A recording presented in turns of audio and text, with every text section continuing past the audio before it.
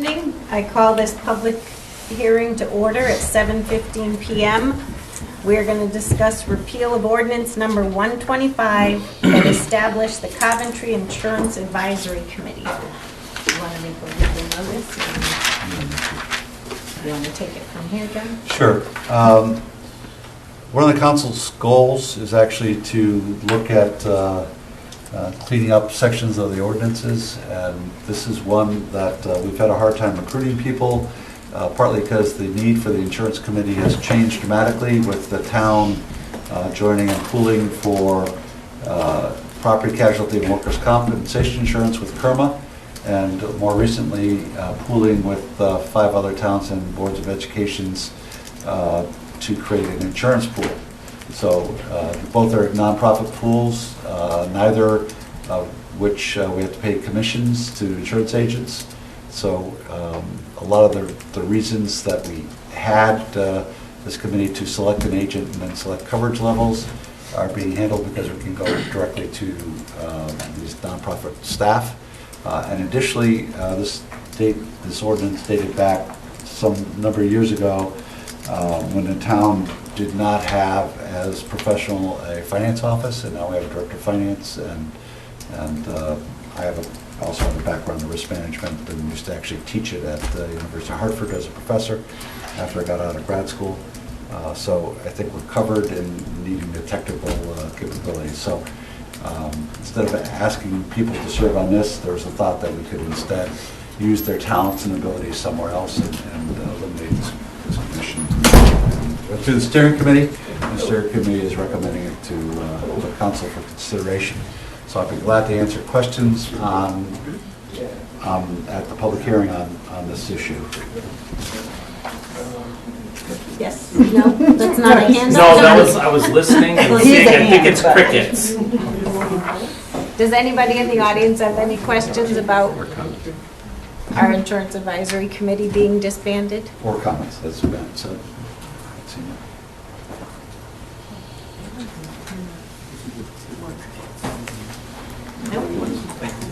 All right.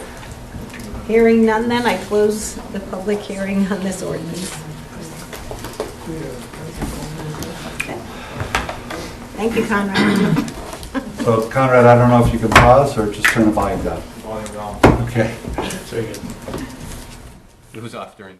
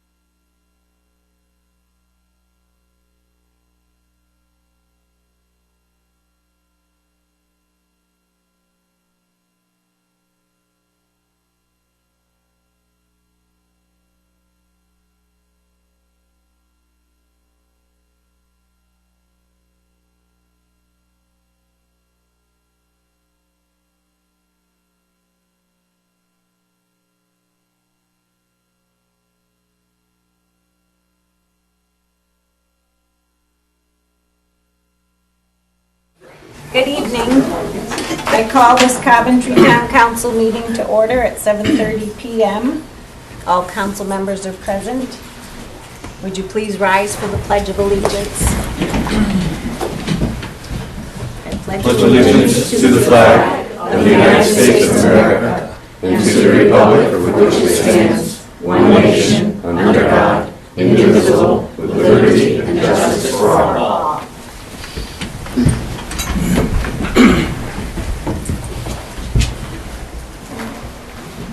Is there anyone that would like to speak during our audience of citizens? If so, please come to the podium and give your name and address.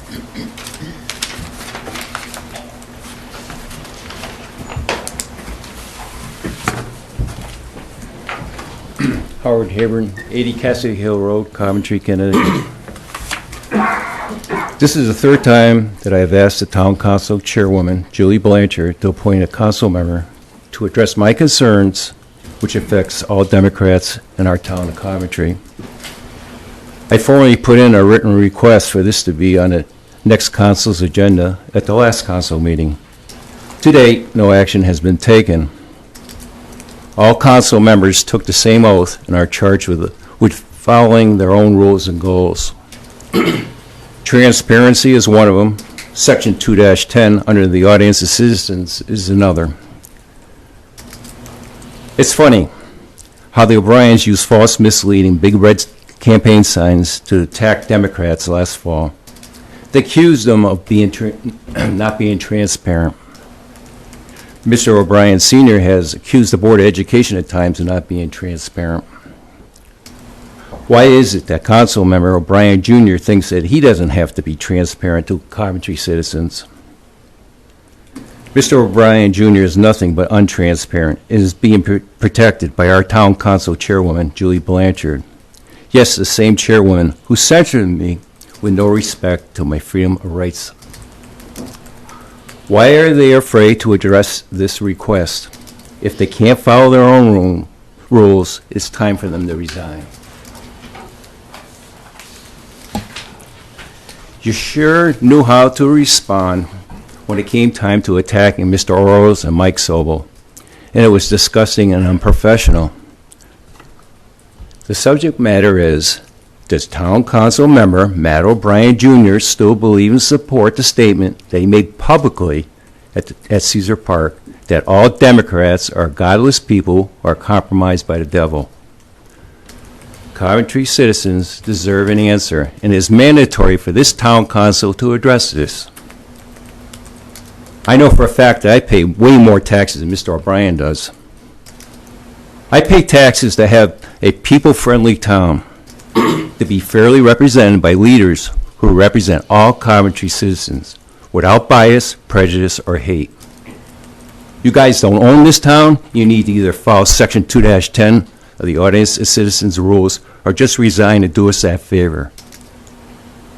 It's time for our town of Coventry to have real leaders. Leaders who keep our town united and make it better every year, regardless of a person's political party, faith, nationality, or sexual orientation. Once again, I'm formally putting in a request for the council chairwoman, Julie Blanchard, to assign a council member to address this matter. And this reply really should come from the horse's mouth who made it, Mr. O'Brien Jr. I want to enter into the record. I have the request. For the sake of brevity, I won't read it. I read it last time. I'm going to tell you why I'm here. I don't have the time. I run a business, okay? I work out of state. And I am so appalled that some people would think you could attack half our town, okay? You never heard me speak negatively until last fall when this stuff went down. Our town is a joke, okay? You need to clean up the act, make the apologies, the corrections, so I can stay home and relax like I've done for over 30-plus years. I'm going to hand this for the record. Repeating, I don't come here because I enjoy this. I don't like attacking anybody. I worry about our youth. By the way, I'll include 2-10 so you can read it. So Richard, would you be willing to be the council member that will look into this issue or see if it is an issue for us? Sure. Thank you, I appreciate that. Now, just guide me a little bit. I guess I would meet with, I think mostly meet with Matt Jr., okay. but you can, if you want to speak to Mr. Haberin, if he has time. By all means. So at some point, maybe, I guess we have his email somewhere. I'll contact you via email. We'll, I would appreciate that. Thank you. happy to. Thank you, Chairwoman. You're welcome. Okay, anybody else want to speak? Name and address, please. Hi, my name is Jennifer Burdett from Andover. Last week I communicated with Mr. Elsessner regarding the process of filing a formal complaint against the Chief of Police. At his instructions, I did prepare a signed letter. I just want to share tonight so the town council is aware of my complaint. This is a formal complaint.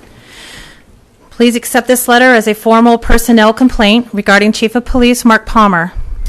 On September 23rd, I met with Chief Palmer at 3 p.m. at the Coventry Police Department. This meeting was to make him aware of Officer Michael Hicks' sexual harassment of my daughter. I was escorted into Chief Palmer's office with Sergeant Ted Optenbrow in attendance.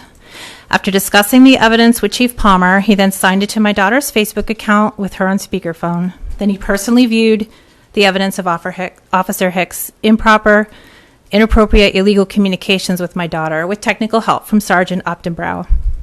I immediately noticed a change in the room. As I sat quietly waiting while the evidence was reviewed, Sergeant Optenbrow proceeded to stare at me for long periods without breaking his gaze. I found this highly intimidating and unusual, especially as I was the mother of a victim, as opposed to being a suspect in a crime or being under arrest. At the time, Chief Palmer specifically told me there was no need for me to go to Troop K, despite my daughter residing in Andover at the time. Chief Palmer told myself and my daughter not to talk about our allegations against Officer Hicks. Coming from the town's chief of police, I initially took his instructions as usual standing operating procedure for such a situation. The next day, on September 24th, my daughter received a telephone call from Chief Palmer. During that telephone call, Chief Palmer stated he was not going to conduct a criminal investigation into her allegations, but he would look into possibly sanctioning him. After my complaint and the September 23rd meeting, Chief Palmer was well aware my daughter was a resident of Andover when Officer Hicks engaged in his improper, inappropriate, illegal communications with her. However, Chief Palmer intentionally neglected his duties and responsibilities under the relevant policies governing investigations of complaints against Coventry police officers. He failed to contact the state police, Andover not having its own police force or department, and even discouraged us from doing so. Chief Palmer also intentionally chose not to contact State's Attorney Matthew Gdansky for guidance and direction into a potential criminal investigation process before he, in less than a day of reviewing evidence, decided that no criminal investigation would be conducted. Being an experienced law enforcement officer, as well as having attended the Federal Bureau of Investigation Academy for additional training, Chief Palmer should certainly have known that Officer Hicks' improper, inappropriate, illegal conduct relative to my daughter potentially constituted federal crimes. Accordingly, Chief Palmer should have done the following, in my belief: notified the FBI and the United States Attorney's Office and requested assistance from both. He did not do so. I believe this was an attempt to keep Officer Hicks' misconduct from becoming known by either the FBI or the United States Attorney's Office or both. By keeping Officer Hicks' misconduct from them, I believe that Chief Palmer hoped he could keep them from investigating and potentially charging them with federal crimes. Finally, I believe he chose to keep the misconduct from them so that the Coventry Police Department and himself would not receive scrutiny, and he would not be the subject of negative media scrutiny as well. In stark contrast to Chief Palmer's conduct, when I called Troop K on September 24th for guidance and to inform them of Officer Hicks' misconduct, Troop K immediately sent a trooper to take a full report and collect evidence, saying the crime was committed in Andover. Based upon the allegations and evidence, Troop K decided to transfer the case against Officer Hicks to Major Crimes Eastern District, with approval from the state's attorney to continue with a full investigation into the misconduct. This is the type of immediate, thorough, and objective action that I had expected to receive from Chief Palmer, but did not. On September 26, Chief Palmer called my daughter and asked her who she had told about the misconduct and who knew about his misconduct. It's not clear why he would call a victim and ask her such questions, since she was free to tell whomever she desired. An objective observer could certainly view Chief Palmer's telephone call and questions as an attempt to have a victim of misconduct by one of his subordinate officers to keep quiet. On September 30th, I received an email from Chief Palmer, who had completed a complaint form himself and was sending it for me to sign. I specifically stated in my complaint I was afraid for my safety because Officer Hicks' own father had stated to my daughter that Officer Hicks does not make good decisions when his life is stressful. And again, Chief Palmer viewed the letter from Kenny Hicks live on Facebook. He saw the words himself that Kenny Hicks said about Michael Hicks. Given the nature of my daughter's allegations against him and the fact that he was going to be the subject of a criminal investigation, I believe that Officer Hicks had the potential to make poor decisions going forward. On October 1st, I received an email from Chief Palmer stating he would be informing Officer Hicks of the complaint against him. By a reply email, I again informed Chief Palmer of my concerns about my safety stemming from Officer Hicks' known propensity for making poor life decisions when under stress. Again, despite my concerns for my safety, Chief Palmer allowed Officer Hicks to retain a service weapon. He ignored every warning sign given to him of the potential danger of Officer Hicks keeping a service weapon. With Officer Hicks not having police power or law enforcement responsibilities during his paid administrative leave, it's unclear why Chief Palmer would allow him to keep his service weapon. And as a side note, if you have an officer that you have clear, true, solid evidence that's easily verifiable of him being sexually inappropriate with a 15-year-old, why would you put him on leave with a weapon? Does that mean you're expecting him to come back? I would surely hope not. Chief Palmer's decision to allow him to retain his service weapon wholly failed to consider the potentially dire consequences to myself as well as Officer Hicks, his family, and the general public. Section 2.7.11 of the department's policies requires the subject of a complaint to be informed of that complaint in writing. These are Coventry's policies. This notification shall normally take place within 24 hours of the receipt of the complaint or on the employee's next workday. However, Chief Palmer failed to notify Officer Hicks within this time period. Instead, to the best of my knowledge, he continued reporting to work and duty with full weapons and police powers until October 1st. His delay could have allowed Officer Hicks to potentially find out through other sources of this serious matter and could have adversely affected the integrity of the investigation. Section 2.712 of the department's policies requires the assigned investigator to contact the complainants by phone or writing at least every 4 weeks to give them a status update. This did not occur. July 2017, State's Attorney Matthew Gdansky bestowed an Officer of the Year award upon Michael Hicks. This was done despite Chief Palmer having disciplined Officer Hicks twice in 2017 for misuse of social media, the same social media he had utilized to engage inappropriate, improper, illegal communications with my then minor daughter on. Chief Palmer neglected to make State's Attorney Gdansky aware of Officer Hicks' misconducts and ensuing disciplines. Section 2.7.6 of the department's policy states that during all criminal investigations involving a member of the department, liaison should be maintained with the state's attorney that may ultimately prosecute the case if an arrest were made. It's Coventry policy. Chief Palmer neglected to create and maintain liaison with the state's attorney as stated in the Coventry Police Protocol in various ways throughout the criminal investigation of Officer Hicks, including failing to contact State's Attorney Gdansky when the allegations were initially made. In addition, he did not inform the state police immediately when another alleged victim of Officer Hicks came forward.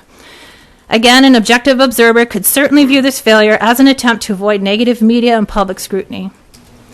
Mr. Alcessor, you'll recall, in a February 6, 2020 telephone call, you acknowledged to myself you were fully aware of Chief Palmer's decision not to enclose this information in major crimes of the state's attorney. This was his decision, not yours, from my understanding, and to instead perform his own private investigation. With reassurances to me, he would let major crimes know at the end. This telephone call occurred approximately 2 weeks after the original complaint by the other victim was made.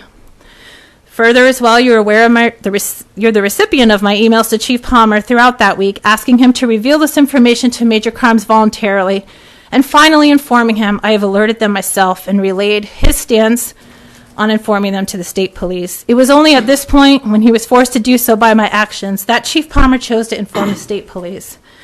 Again, an objective observer could certainly view his unwillingness as an attempt to avoid negative media and public scrutiny.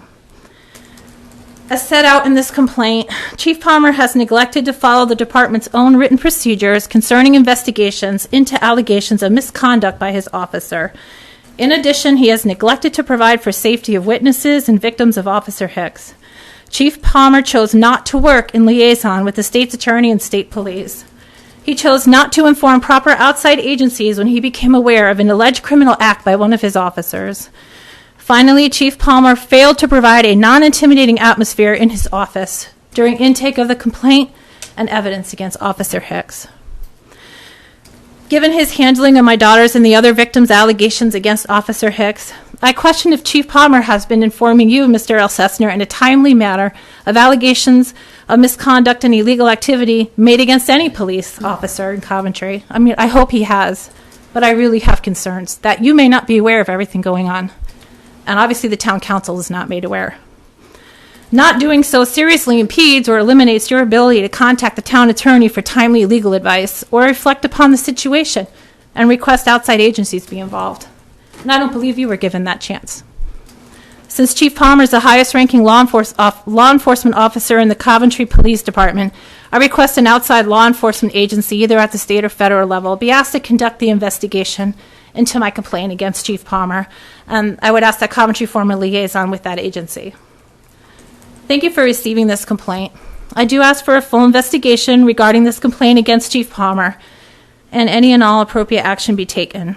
And I know it's difficult, but I do ask that you set your friendships aside and look at it objectively. And this is the notice of my formal complaint being given to you, and I will hand it to you now. Thank you. Thank you. These are my notes. Thank you very much. Is there anyone else that wants to speak during audience of citizens? Please state your name and address.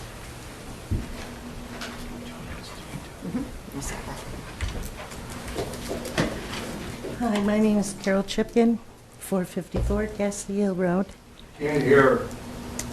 454 Cassidy Hill Road.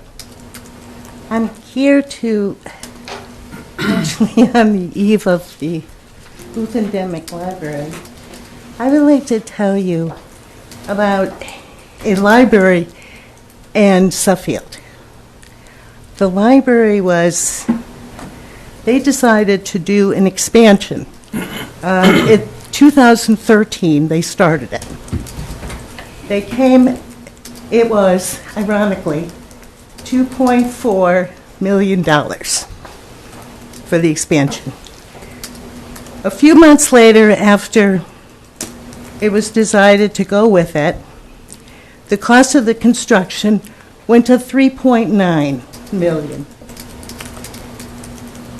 On December 4th, 2014, the revised renovation cost was $4.4 million. Okay. The library moves to a temporary location, small one.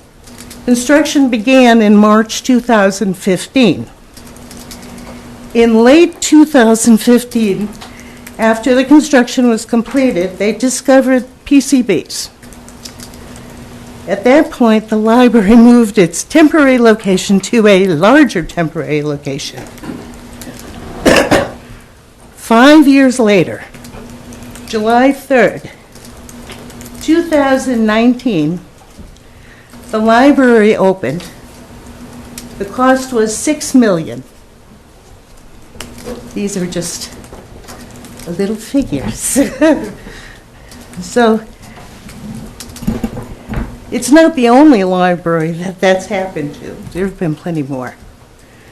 The other thing I would like to tell you is that I realize that the commission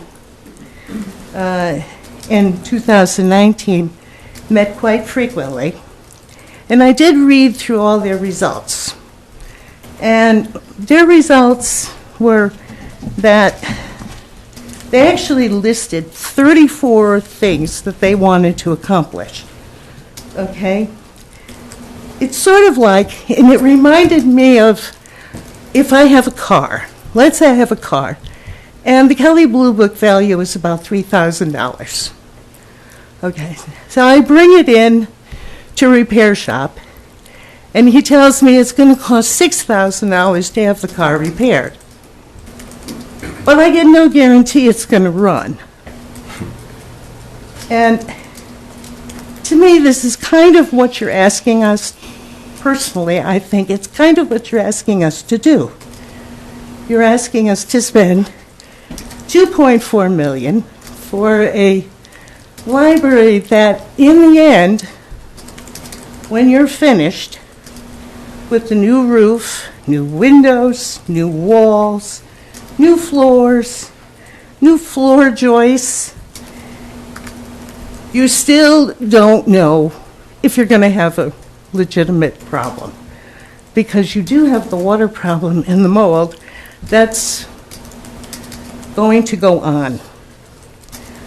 And my feeling is that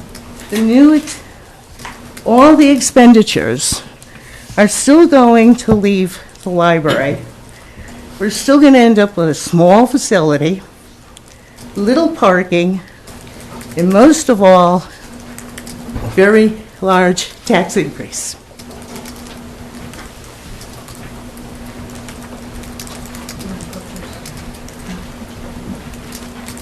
Go ahead.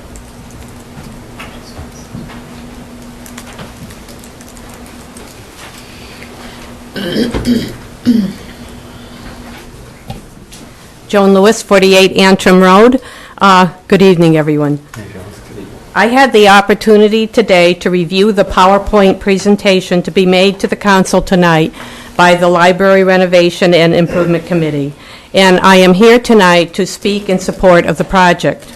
As the report points out, there has not been major work done on the library in over 30 years, and thus there are many areas of the building that need to be addressed, including such basic items as the roof, windows, electrical wiring, and carpeting.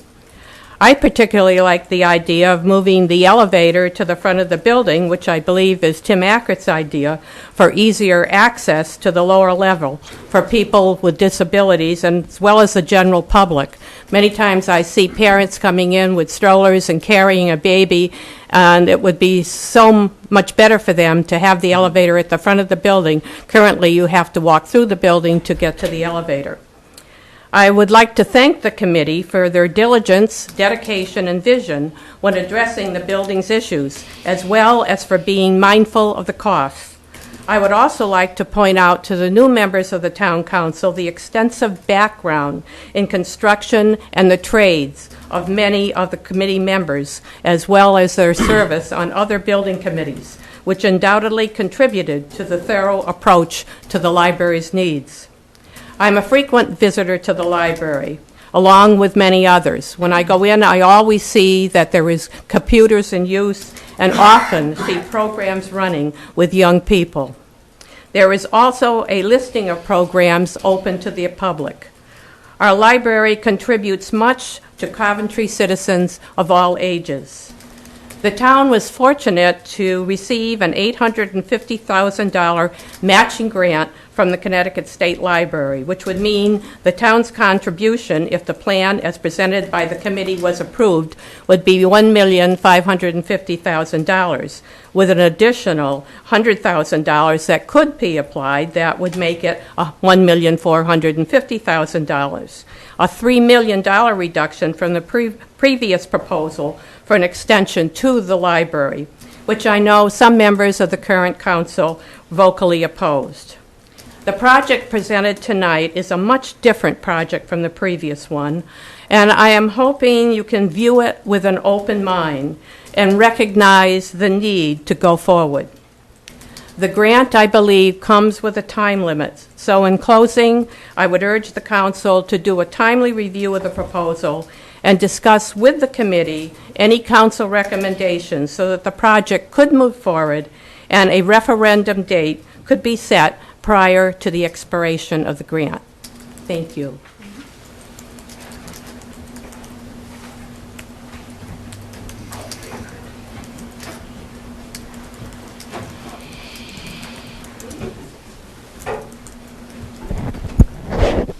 Kathleen Ryan, 18 Marianne Drive.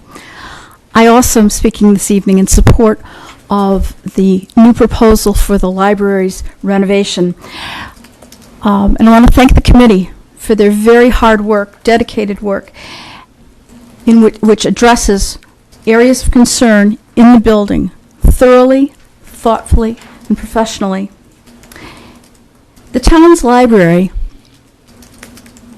the Booth and Dimick Library is Coventry's library, and as such, town council members have responsibilities to the town's properties as you do to your own. It's more than time to address issues at the Booth and Dimick Library that are structural in nature and that need remediation.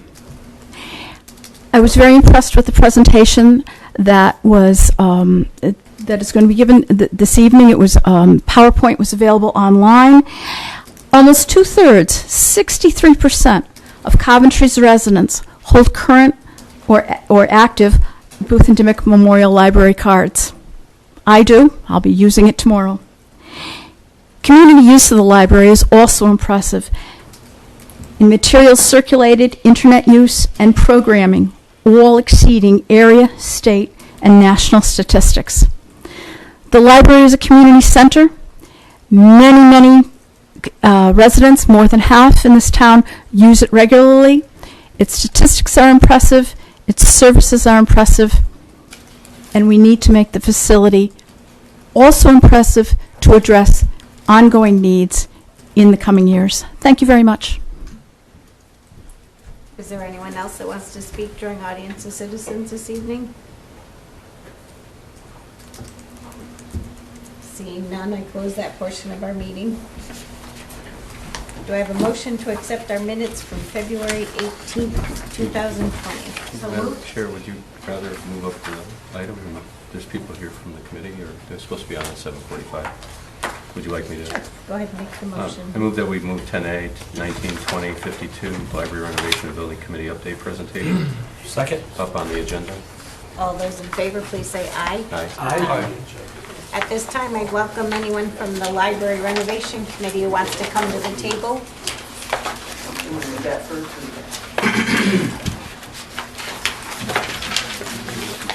Aye. Just on the desktop.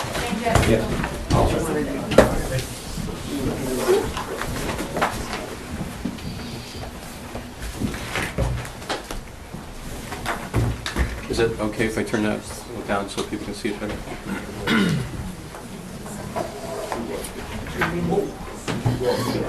Oh, okay.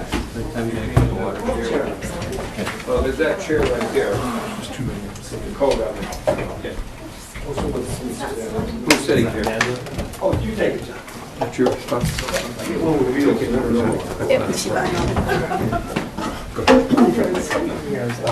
Grab it to your left. You can just put that in my chair and move this. Once we get this. Just for me. Kim, why don't you sit over?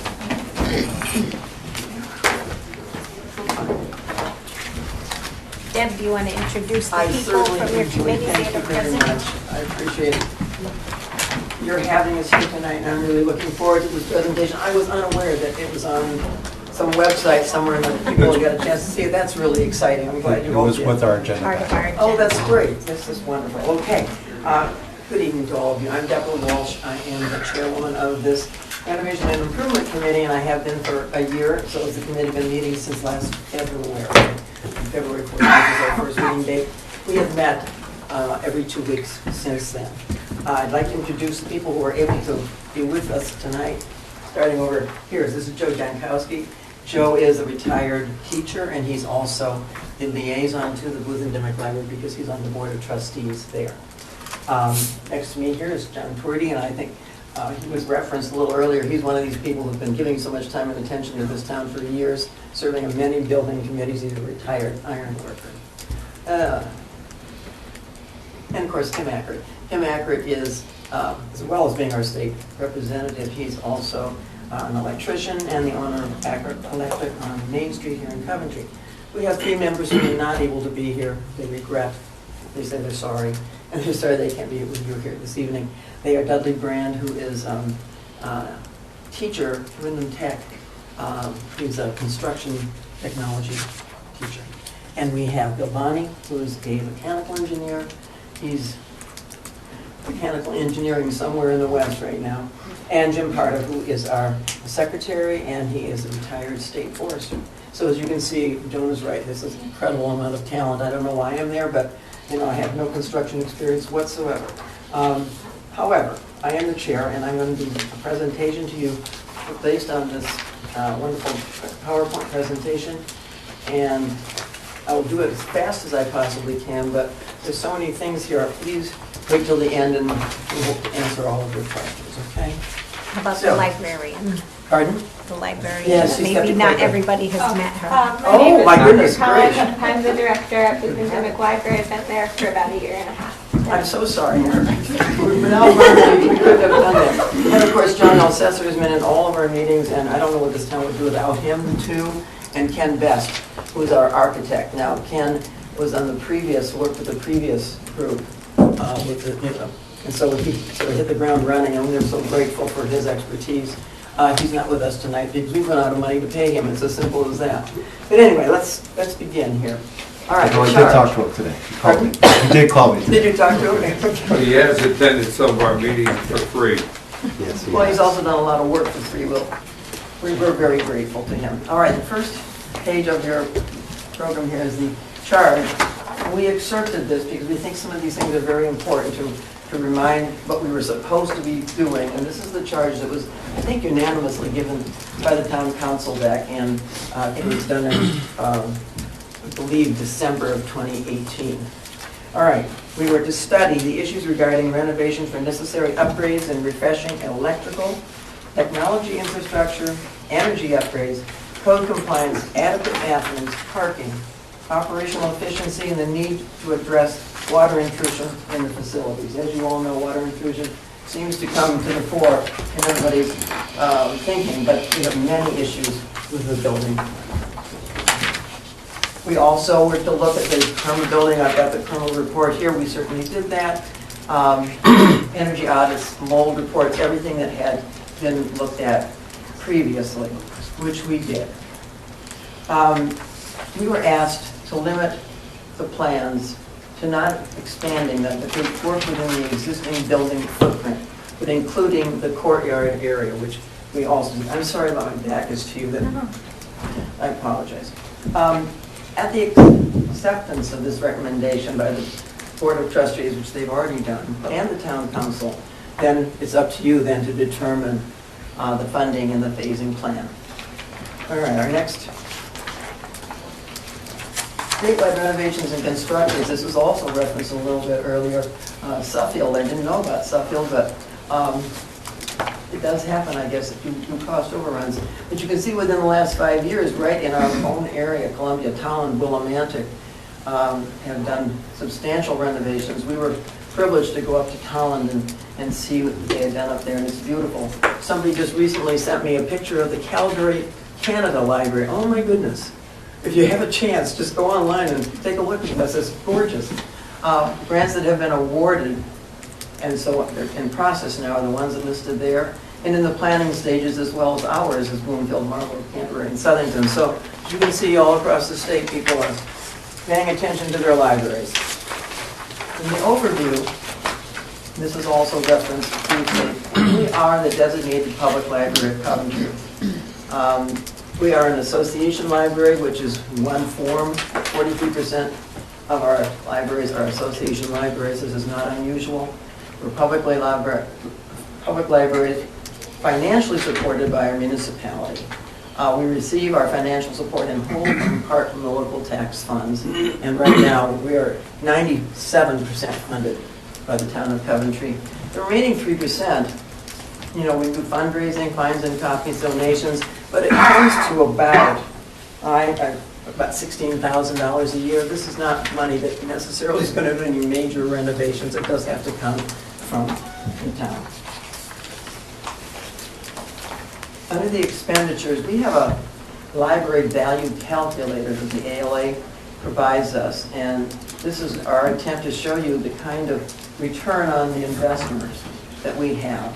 Our budget last year was $477,879, and over $1.6 million worth of services have been returned to the community. So you can read these, how that works per capita and so forth. We are way above average in all of these categories.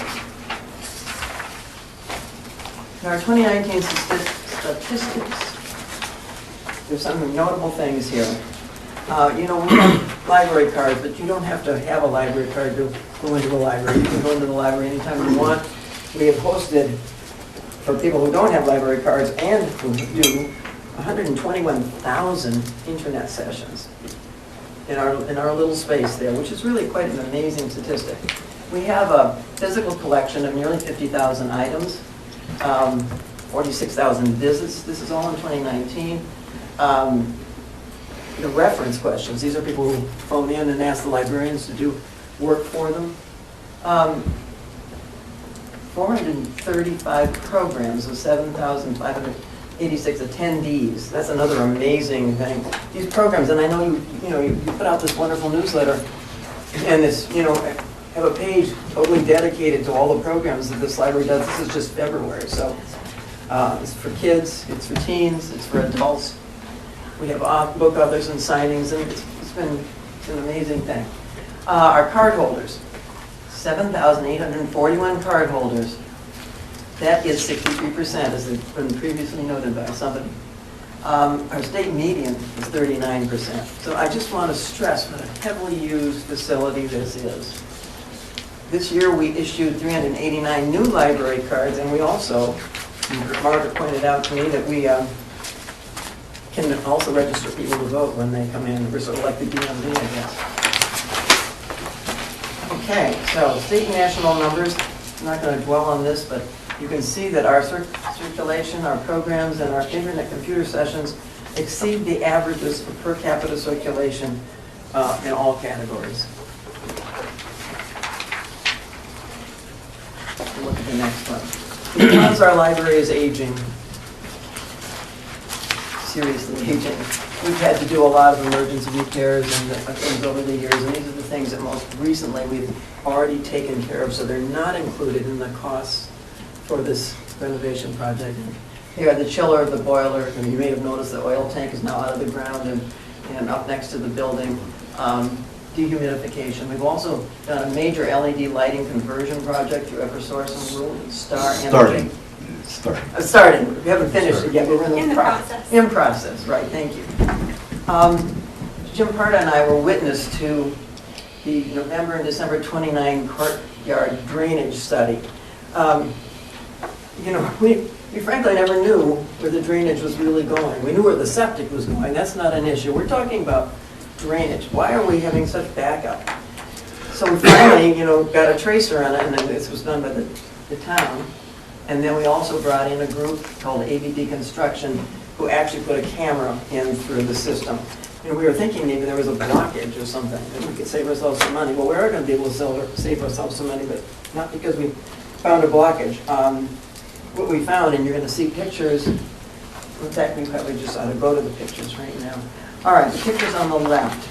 That first one is the picture of the pipe. There's nothing in it. Maybe a little bit of leaves, a little bit of detritus, but not serious. Below that is the picture of the end part, and this is the beehive. What we found is that this drainage goes to the back of the property, not down the hill to Main Street. It goes to the back into a beehive, which does not apparently have any exit to it. So it seeps, percolates. Which is standard, just so you know. What's the word? It's standard. It's a standard. Works. Yeah, right. And over here on the right, you can see that green marking there. That's the marking where the beehive is located. So it's right at the very back of the property. At 9.5 feet deep. Yeah, 9.5. You can see that right there. Right. So it's actually in place. The line is working. Our problem is that, particularly in winter, we get ice damming, and also the courtyard floor. The courtyard floor has, over time shifted pavers and so forth. And so that's part of the incursion of water, but it's not the only incursion of water. ask one quick question? Sure. Is the 9.5 feet, is that much lower than the drain? I don't know, I have no idea how low the drain is compared to the 9.5 feet below the back. The drain is marked all the way along, and it goes Is it gently sloping down. It Yeah, does, it's so sloping it is down. slope, that's what I'm asking. It It's got does a drain proper to the pitch, drain. yeah. Yeah. It does, thank you, Matthew, yeah, it does. Okay. So what is my next picture here? Okay, let's talk a little bit about this existing building. Besides the fact that we've known so heavily used in the last 10 years, the library has had over 500,000 visits. The original building, and this was referenced a little earlier, and I want to talk to it, is a 1913 absolutely gorgeous gem of a building that we in 1989, and I was on the board of trustees for the library at that time, so I was part of that addition. We put an addition on the back of it. Now the beginning of the existing building, the 1913 building, is absolutely stunning. There's no way anyone wants to tear that down. It's just gorgeous. But we've had no major updates or renovations to the building structure since 1989. And now we haven't had any renovations to me either. So anyway, the library has its original carpeting, roof, and windows. Built before the widespread use of computers, as you know, anybody who's, the younger people in life know that since 1989 we've had an amazing change in technology, and we have not been able to keep up. Certainly we've added computers, and we're going to show you a picture of the way we handle our wiring. So this was built before then, and we need to do something serious about our technology. Other concerns, let's talk about a little bit more about the water intrusion. We know that we have some water intrusion in the courtyard. We know it's serious intrusion in the roof and the scuppers. The windows leak, and we have water running inside the walls coming down. We have worked very hard. You see what the staff does. They pile newspapers around. We've been dehumidified. We're not worried anymore about mold. We're not worried about anybody getting sick in the library, but we want to make sure that our collection remains intact. We have a serious lack of space, especially in the community room. And I know this is a subject of a lot of interest to people. Right now we have space for 75. That's what our space is. Our occupancy rate for that room is 75. We're just trying to increase it to about 100, 110. There's a great need in this town, just for the public meetings alone, everything from planning and zoning on up and down, to have larger rooms available for use. And of course, to get to that room, we wanted very much to have a way of getting in when the library wasn't open. That's one of the main drawbacks. Right now, you cannot use that space unless the library is open. So we wanted to make sure that we had a way of using a community room space at all times, 24/7 if need be. Also, we have a counterintuitive layout right now. You walk into the library, and the first thing you look for, if you're new to it, is where is the circulation desk? It's not in front of you, it's there. And then you have the staircase, which is there. And then you have that wonderful elevator, which is there. So it's not... I don't want to miss a word of this. Technology. The 8-track finally broke. We're working on our east side. We can just put in a little word for Hey, you. we've come a long way. The counterintuitive layout, I think the plan that we were going to show you in just a minute, will be, really helped amazingly by this new plan. And of course, we had to address code violations, everything from ADA compliance, to in our bathrooms. We have one on each floor.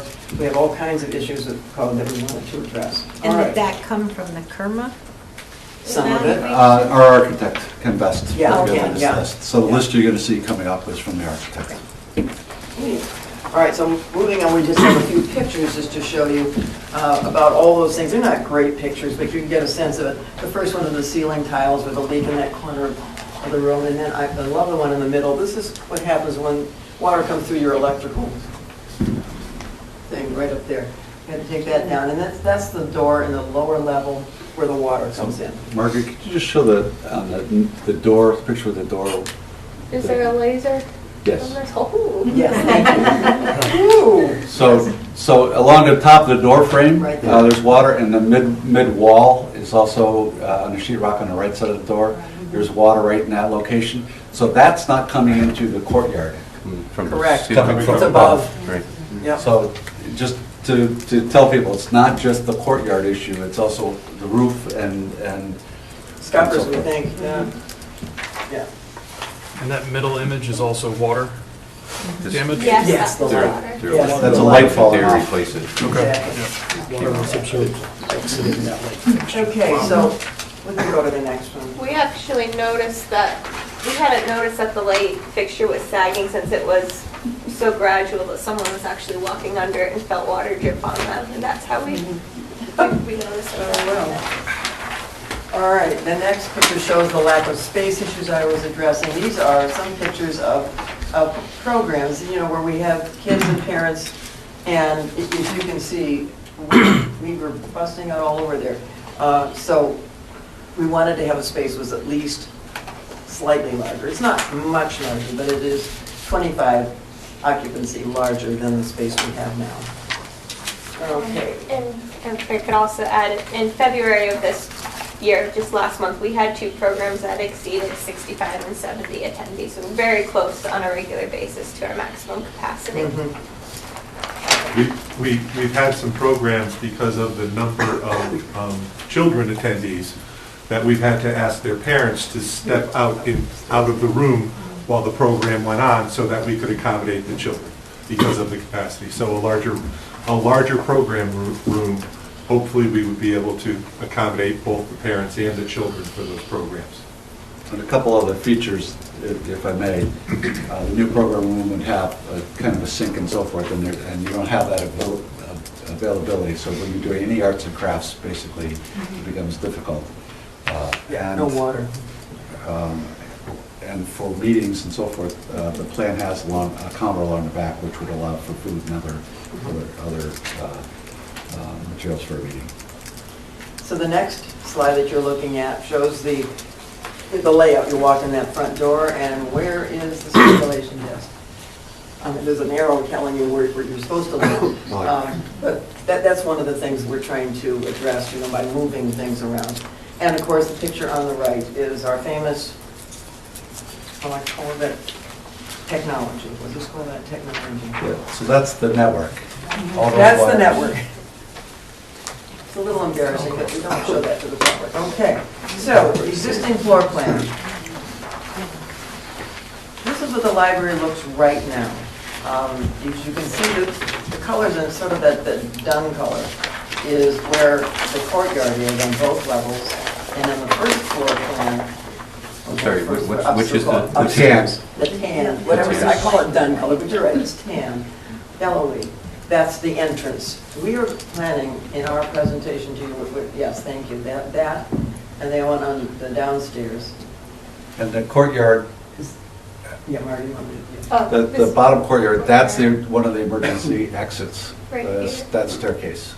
Right in there. There's 2 doors that go into the courtyard and a staircase that goes out of there. Correct. So that's part of the emergency, the required emergency fire code exit. So this is what our brilliant plan is. It's very simple. We are going to use the courtyard by covering it. We're going to cover it on the first floor level, on the lower level, and give ourselves some additional space to rearrange the interior. And by rearranging the interior, the main thing we're going to do, and we have not shown you detailed plans, but we certainly do have them. What we're going to do is we are going to move the elevator over to the entrance area. I'm just going to highlight those things. This is on the first floor now, main floor, right in there. We are going to eliminate the staircase that currently goes down at the back of the building and put it right there. And that way you'll be able to access the lower level after hours. And we can show that by going to the next slide right there. We've moved the community room from the front of the building right there to the back, and you can see it's a much bigger, brighter space with a little bit of, not really a kitchen, but it's got water and a counter, and people can, have food there and coffee and whatever that they need to do. And we've moved all of the youth services to the lower area. Right now, we have some teen services upstairs. And so all of that downstairs space will now be, birth to 22, whatever, somewhere in there. And the upstairs and will remain the adult collection. As I said, we have detailed plans on all of this, and big sheets, and I would assume that, John, that should the council approve us going forward, that we'll make this available to the community. We'll post it everywhere so that they can see what we're trying to do here. Before I turn this over to Tim, who's going to talk to you about money, I just want to reiterate a little bit of what I think it was Joan who said. And I talked to Julie about this because I am really concerned. Our drop dead date on the funding, the $850,000 that you know that we have from the state library grant, if we match it, is November 23rd. And that seems like a long time away, but it's not. November 23rd is coming fast upon us. Before November 23rd, we have to bring this project to referendum. Referendum can be done in a number of ways. I think in my brain, I was thinking we were going to do it with the budget because it's a budget issue, but it's also getting tight on, getting the word out and having public hearings and doing all the things you need to do to get people informed about what we're trying to do here. Obviously, the next way we could do it is to hold a separate referendum, which costs the taxpayers additional money. I'm not sure, John, how much the referendum, 6,000, something like that? A little less than that, but okay. we probably about 4 to 5. Yeah, so I mean, it is an additional cost, and if we can avoid it, that would be fine. And the other time we could actually have it would be with the general, national election in November, which is certainly going to get us a good turnout, if nothing else. But it is bringing us up really tight against, the deadline. So I'm a little concerned about that, so I have to turn that issue over to you. One of the things that's just sort of passionate about, and I think you probably all are too, is I don't want to lose that $850,000. I really don't. Our town, and John gave me this statistic, puts $22.25 million in 2019 went to the state in our state income taxes. This is from all of us. And I'd like to get some of that back. I really would. I know we get some LOSUP funds and other things like that, but... Not yet. Not yet, right. That's what I've Not read. recently. Not recently. Yeah, Tim. Yeah, but in any Wow. He's only here for the library. It's got to be his fault, right? Anyway, so, I mean, this is a real concern to me, and that's why I'm urging that we move on this as quickly as possible. And now Tim is going to talk to you about money. Well, I want to start, but I want to reiterate one point that, and thank you, Deb, for all the good work. It's just 1989. Whether you're a commercial owner of a building or a residential owner of a building, we invested well then in terms of the products. Because think about it, carpeting that lasted 30 years. Yeah, that's true. So roofing, windows, things like that, they're at their life expectancy, which is typical with the products that you invest in now. So when we look at, I was shocked when I said, how many times has the carpet been changed? And they said, never. I said, so we're at that point where now there's decisions have to be made in terms of what we're going to do invest internally now. And so I'll start with, so we're going to start, as Deb already touched on this a little bit, but the funding and financial estimates. So the library, again, we've been awarded an $850,000 grant for the Connecticut State Library, and a commitment of that. A reduction, we did have a reduction of the original, $150,000 from the original grant. And then the bigger concern is any major changes in what was presented to the library, state library. We would be concerned that that could be reduced down to the standard of $250,000. Can I ask a question? When was this presented to the, I thought this was awarded a year ago, the grant. So when was this plan presented to the state? To get that money. Yeah, July. July of last year, this Last plan? year. This plan? The concept of using the program. Concept. Yeah, this plan, yeah. That was when they went back. John and Margaret and Ken Best went back and talked to the state library and presented this.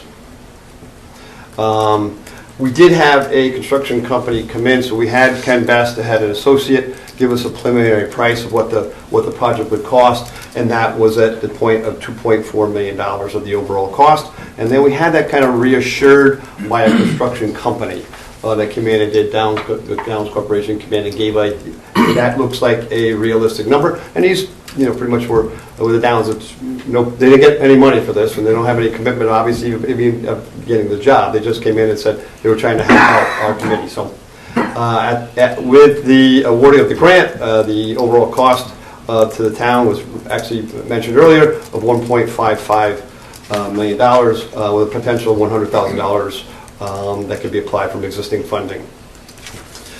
You can go back through a little bit of the cost where we were. 2018 project was at $5.4 million. 2019 $4.9 until the 2020 timeframe of $2.4 million. A decrease of $3 million or 56%. From what was the expansion committee's very first plan. 6.7 before that.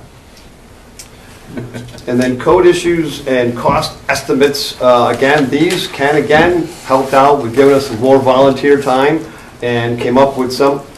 There's some that I would think are a little low, but not in some of these trades. But here's areas that have to be addressed. So when we think about where we really need to go and what we really need to invest now, if we're going to do it, by a piecemeal process, but this will give you kind of an outline of what we need to do. So means of egress, right now the current railing, steps, and door vestibule at the front entrance are not code compliant or handicap accessible. Areas of rescue, so if you had an issue that came up on an emergency basis, those that may be in a wheelchair or walkers or something like that, there's what we call areas of rescue. We really don't have those in place right now at this time. So they're needed to add for the non-accessible exit doors, which we need 2 locations. Basement door is too short for the emergency exit. We've gone up there, and the best one that could give you that example is Joe, because he does not clear it. It doesn't sell, and that will tell you it does not meet it. So essentially, estimate egress cost is $33,500. The elevator requires update to controls to meet current code. So an estimate for the elevator cost is $40,000. There is some CIP funds already secured for that, but that's still the $40,000. Stairs from the second floor to down to the first. The guardrails are not code compliant at this time for an update of about $2,500. A real key issue is the next piece of this, restrooms. So as we mentioned, just to give you an idea, we had 65 to 70 just in children, never mind adults. Right now, the occupant load for the building is 200 people, which requires 4 public restrooms and 1 staff restroom. Current building offers 2. So I thought about that. I don't know how you manage that. 60 little ones running around, 2. That's restroom costs for those would be $80,000. Code issues and cost estimates for doors. Doors do not provide enough clearance to accommodate those with disabilities. The total door cost at this point, or estimate I should like to say, is $14,000. Electrical, and I'd rather use data networking panels. Network wiring hangs in front of the electrical panels and needs to be moved. Wiring, and it does. That is an area of security, as you know, and they're essentially exposed wiring, which would be in a data closet. $6,000 for that. Circulation desk does not meet ADA requirements. It is not wheelchair accessible. Total cost on that would be $4,000. Furnishings and shelving, current pieces and locations do not provide sufficient maneuvering clearance. Total furnishings, or the estimate, $8,000. ADA signage, compliant, lacking throughout the building. Estimate on that is $5,000. General building issues and continued. Carpeting and painting, $35,000. Chimney liner, $14,000. The drywall water damage replacement, $20,000. And as you know, as you start to remove drywall, and what might be behind that, usually is insulation, other things that need to be replaced too. So that's going just on the face of what we're seeing. New roof at $150,000. New shelving, $20,000. And new windows, which a contractor looked and said, that's going to be, it's a pretty low price for $50,000 if you know. There's a lot of windows in that building, and so $50,000. So So non-water issues cost estimate. I start with a non-water issue cost estimate. So cost of code issues and general building issues, I just went over, $472,000. Design contingency, usually a little contingency fund, $10,000. General conditions, overall profit, soft costs in there. You could add in $123,000. So a total cost for these non-water related issues is $605,000. And I say that because we still need to deal with the water intrusion in the courtyard area. How do we handle that? And so the water issues, a cost estimate, cost of fixing it, we don't know because we would need to hire an engineer, which was not in the original outline of the money that we needed. Do you have an estimate for the cost of that? The engineering? No. Yeah. No, we would need, I mean, realistically, an engineering firm would need to come in and give us, it'd be just throwing a dart at it, So it's probably 30 to 40. I don't think we've emphasized enough that the proposal solves all those issues. Yeah, I was going to. I kind of had a wrap up going here. I had a wrap up, and I was so.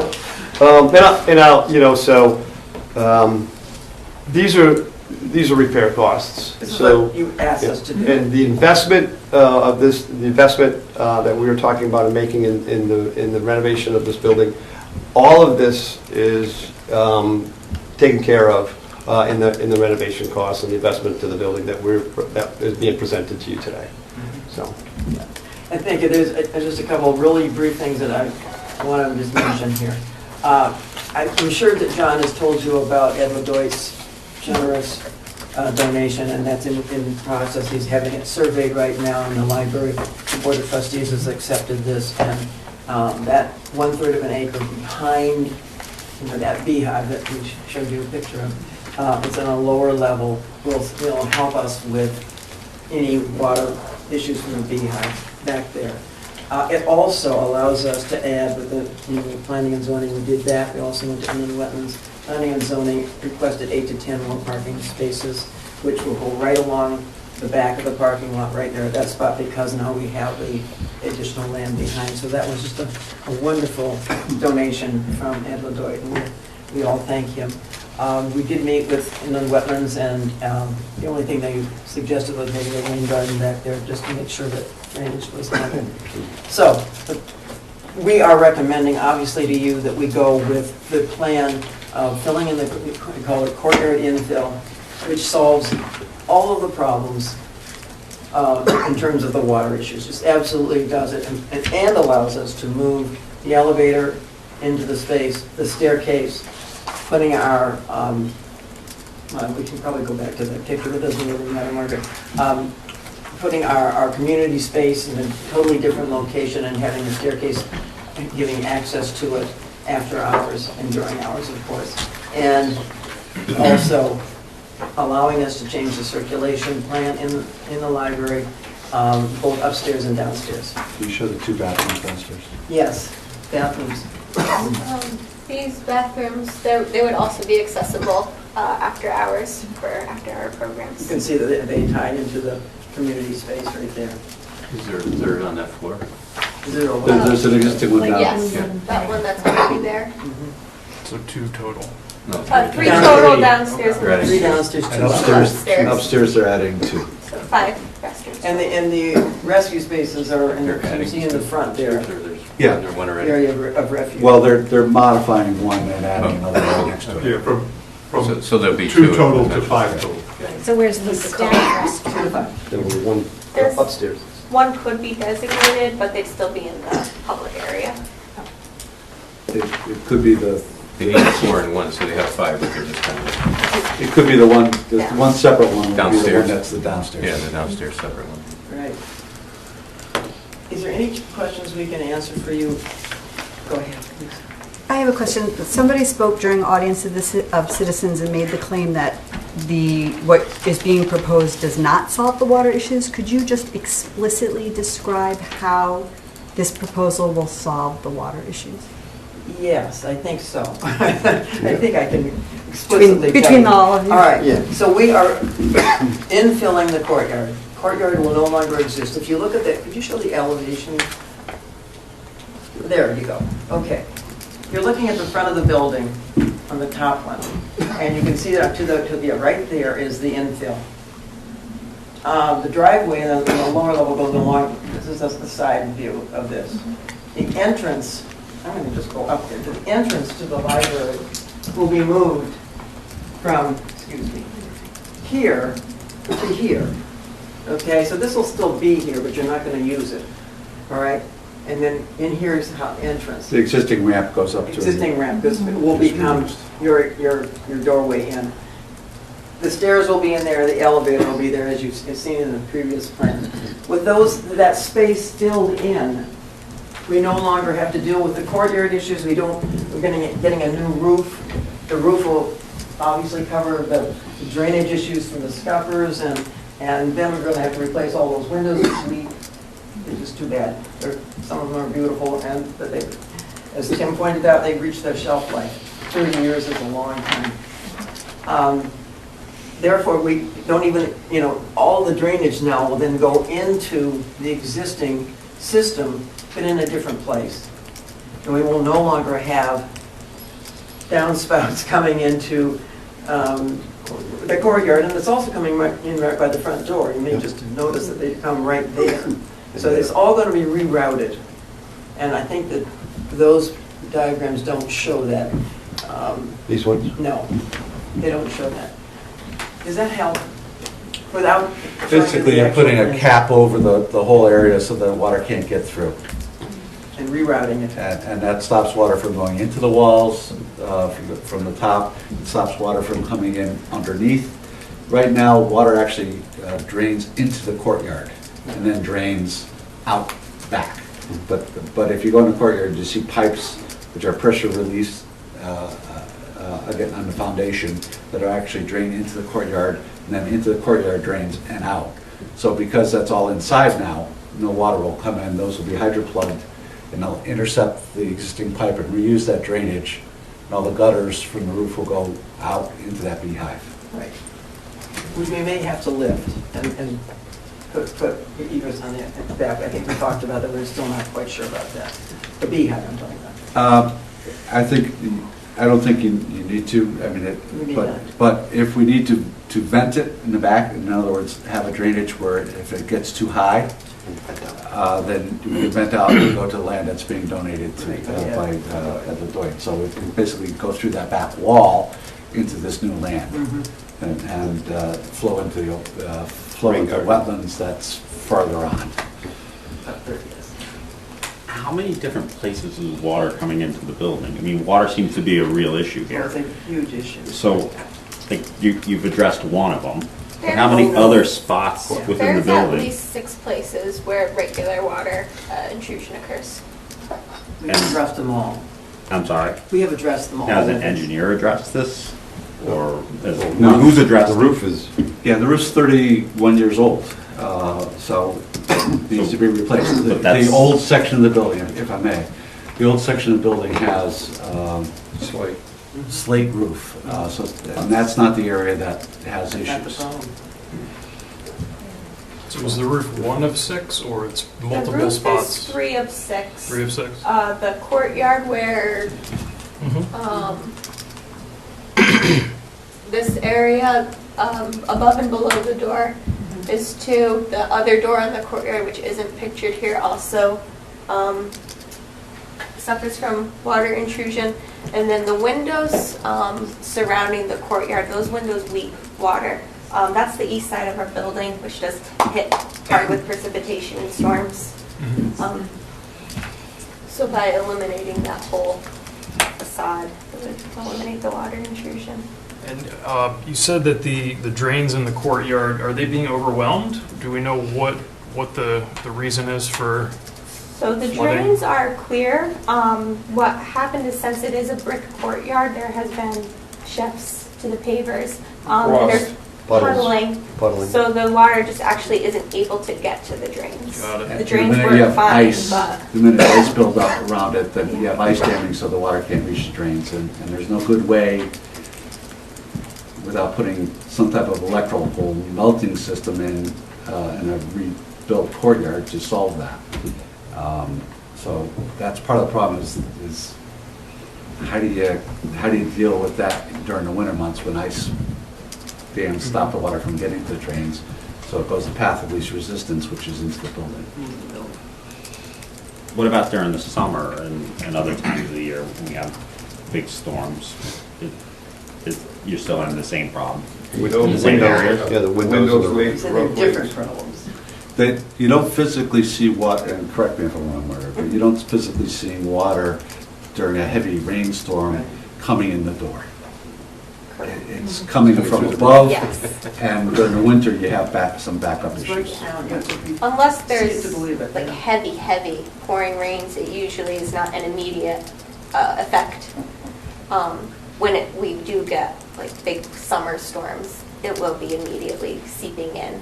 The courtyard will puddle up severely and seep into the library that way. If it's regular storms, it's more just residue water that So comes maybe up. it's undersized for the most I think dramatic it was, though. That was storm. one of the things I looked at. Well, we tried to go there on a rainy day, and Yeah. I didn't see it puddle up that day, but they would know. Kind of a slightly different question. If your concern or your focus wasn't adding space, was there a cheaper way to stop the water intrusion from the, in other words, protect the building and, but that was our big goal, was stopping the water from coming in. Was there a way to do that without building an addition? And how much would that cost instead? Without building an addition? Well, The courtyard infill. without closing the courtyard, yeah. We didn't believe so. We believe that this was the most economical way to solve all of the problems, other than doing it piecemeal, which, if you can see on Tim's report, that it's really quite costly to do it piece by piece, and it also, it doesn't solve the problems immediately. You know, what it does is just prolong some of the issues.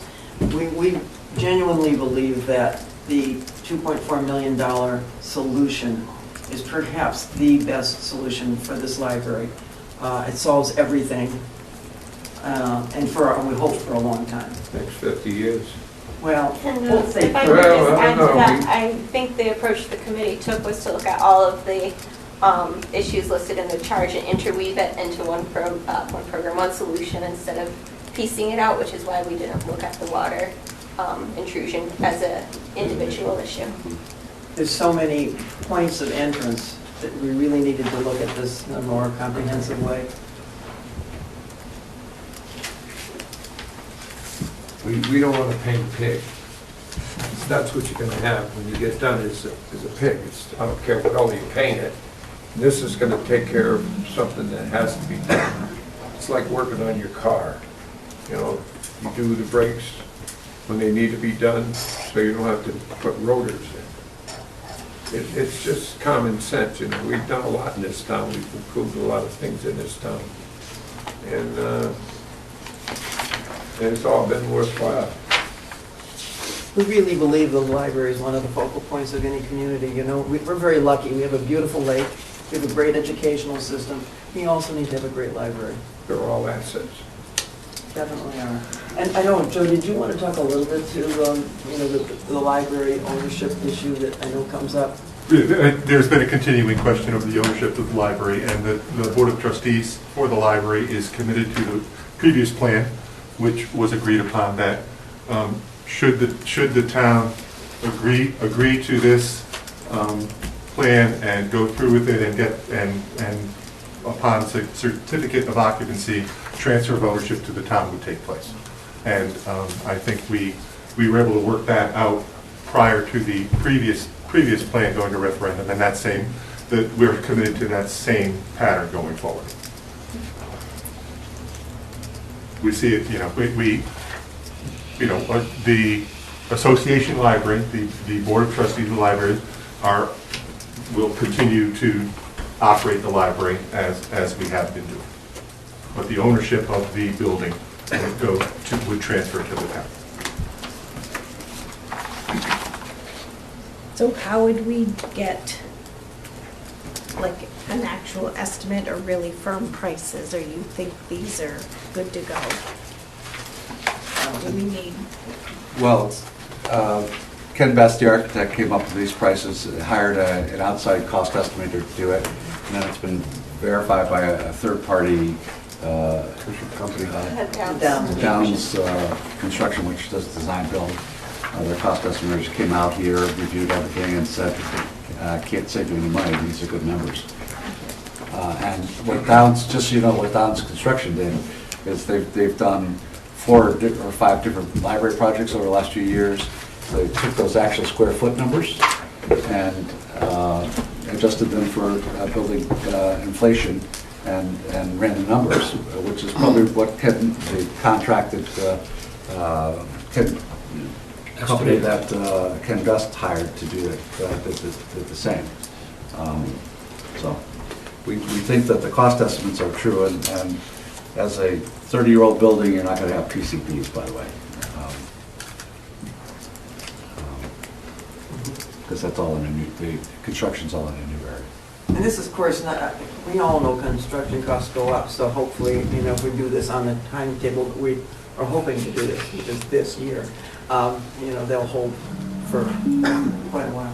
And the first time that you brought the project, not you, but the library project came, they were going to do it in 2 phases, so they didn't have to move out of the building. Have you, I didn't hear any mention tonight, how would you do construction and operate a library? Ken Best has a phasing schedule for construction and planned that out.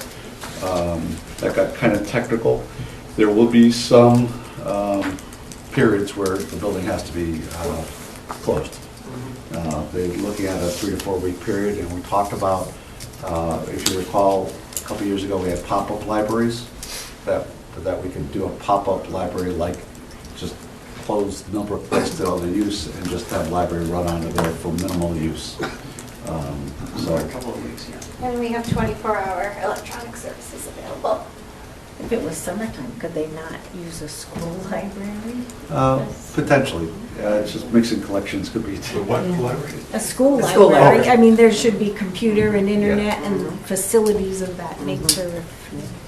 So they have a plan, and it would probably be a limited period of time, limited services. But some inconvenience, there's no But question. we're not talking about the length of construction and so forth that we had the last time, where they had to like relocate and put all the books into trailers and so forth like that. That's not going to happen. Basically, they can build a new addition or infill of the courtyard to while the building still operates. They would have to put a temporary emergency exit and get some permissions to do that for the code issues, because we're blocking off that one fire exit. We have one on the other side. We take care of that height first. Watch your head. So that door. So he did come up with a plan that would minimize the impacts. But while you're into the final phase and moving books and doing carpeting, you don't want to. You want to like move the shelves out of the way to do the carpeting, or do carpeting in sections. And those shelves are professional. You need a professional library shelf mover, because you're picking them up with the books on them and moving them.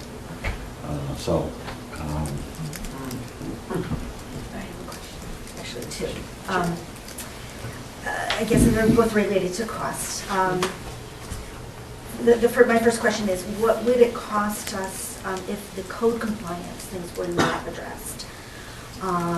In fines and things like that. And my second question is actually maybe more of a John question, but it's related to the 1.55 million cost to the taxpayers, which the previous speaker alluded to a big tax hike for Coventry residents. And maybe, John, if you could talk a little bit about the debt service and how that works. Well, we had looked at this and we're confirming that, and Amanda has a call into our financial advisor to verify this. So unless you heard from him. No, we know already automatically, not in fiscal year 21, but in fiscal year 22, we're going to see a significant drop in our debt payments. So even if the bonding was authorized before the November deadline for the grant, we would not need to finance it until fiscal year 22, where we're already expecting a decline in our debt. So there would be no increase in taxes to the taxpayers. Because of the library. Correct.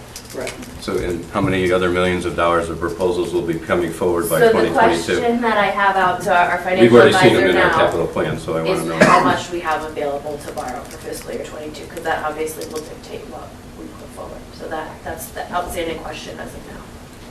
And Lisa, your first question, it's my understanding that we are not going to be able to use state money unless we address the code compliance. So I don't think we have that option. It must be done.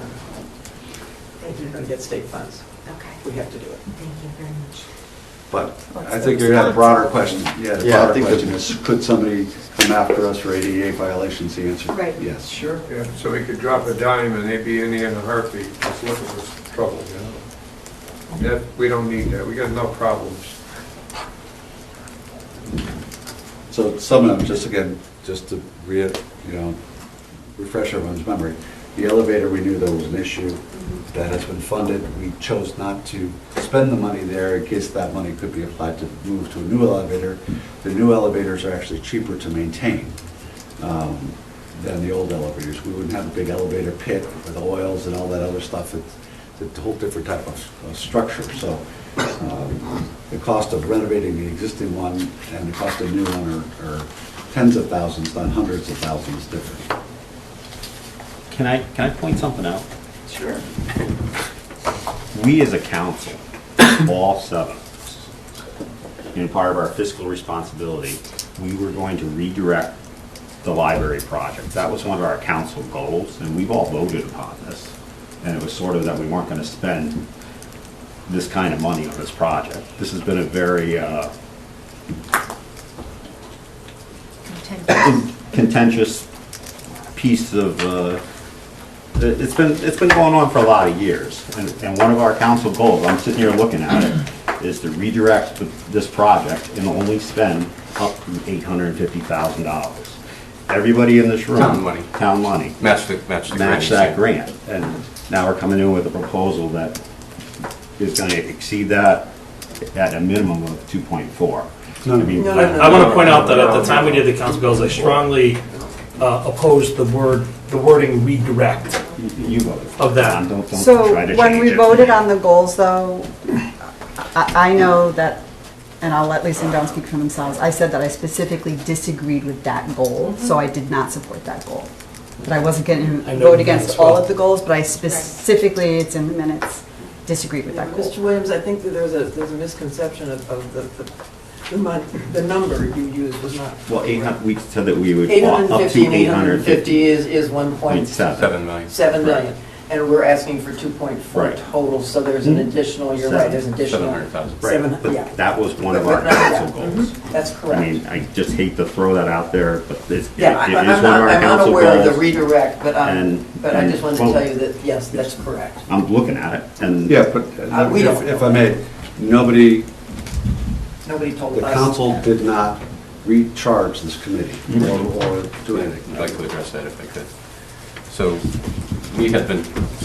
we were led to believe that we were hoping that the numbers were going to come in better than what you had originally estimated. So John suggested that it was coming, so we decided to wait before we, redirected you, because we didn't know where you were. We didn't know what the numbers were. We were hoping, John was thinking that it was going to come in, less than the 2.3 or whatever you originally had said. And, if it came in much closer, then maybe, different discussion. But that's where we are right now. About $100,000, I think we have found, so it's probably more like 2.3, isn't that correct, John? Well, the total spending's the same. It's the money that we Yes. already allocated in the Yes. bond prior. So Yes. I was on the council then. That's 100,000 we have? 90 or 100. It's in that ballpark, and there's, we could have more discussion, there's bond proceeds that could also be applied to reduce the things, but that's We might need some of that for our budget this year, John. We're going to talk about that.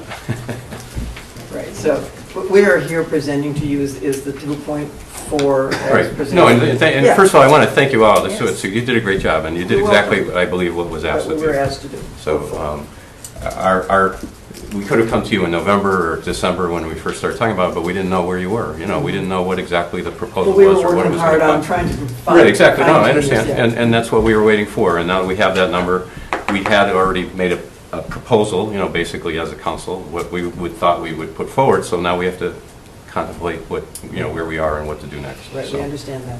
And we don't know where the bid process will take it, or if we do a design build on it, as it comes in with a design build kind of a approach.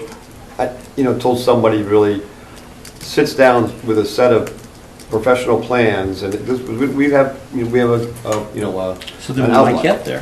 Hmm? We might get there. Well, we don't know where we'll be. I mean, I would never want to, the goal is, from what we've had, kind of two kind of confirming where we're at, professionals already out there. So I'm not sure how much it would go, and we obviously don't want it to go the other way, so, in the market out there.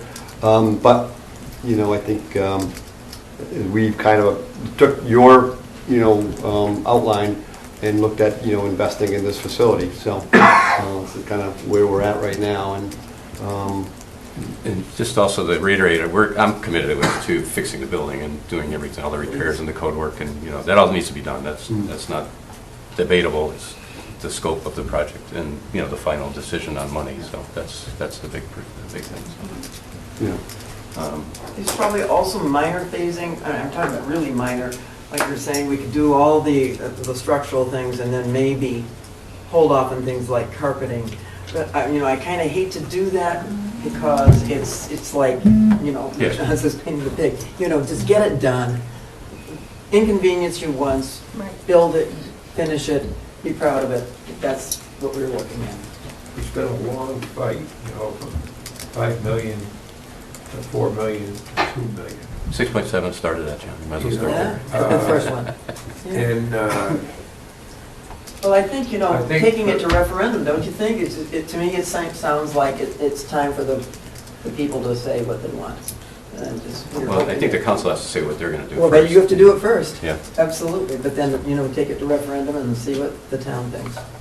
Very good. So does the committee's very comfortable with this plan addressing the water intrusion issue?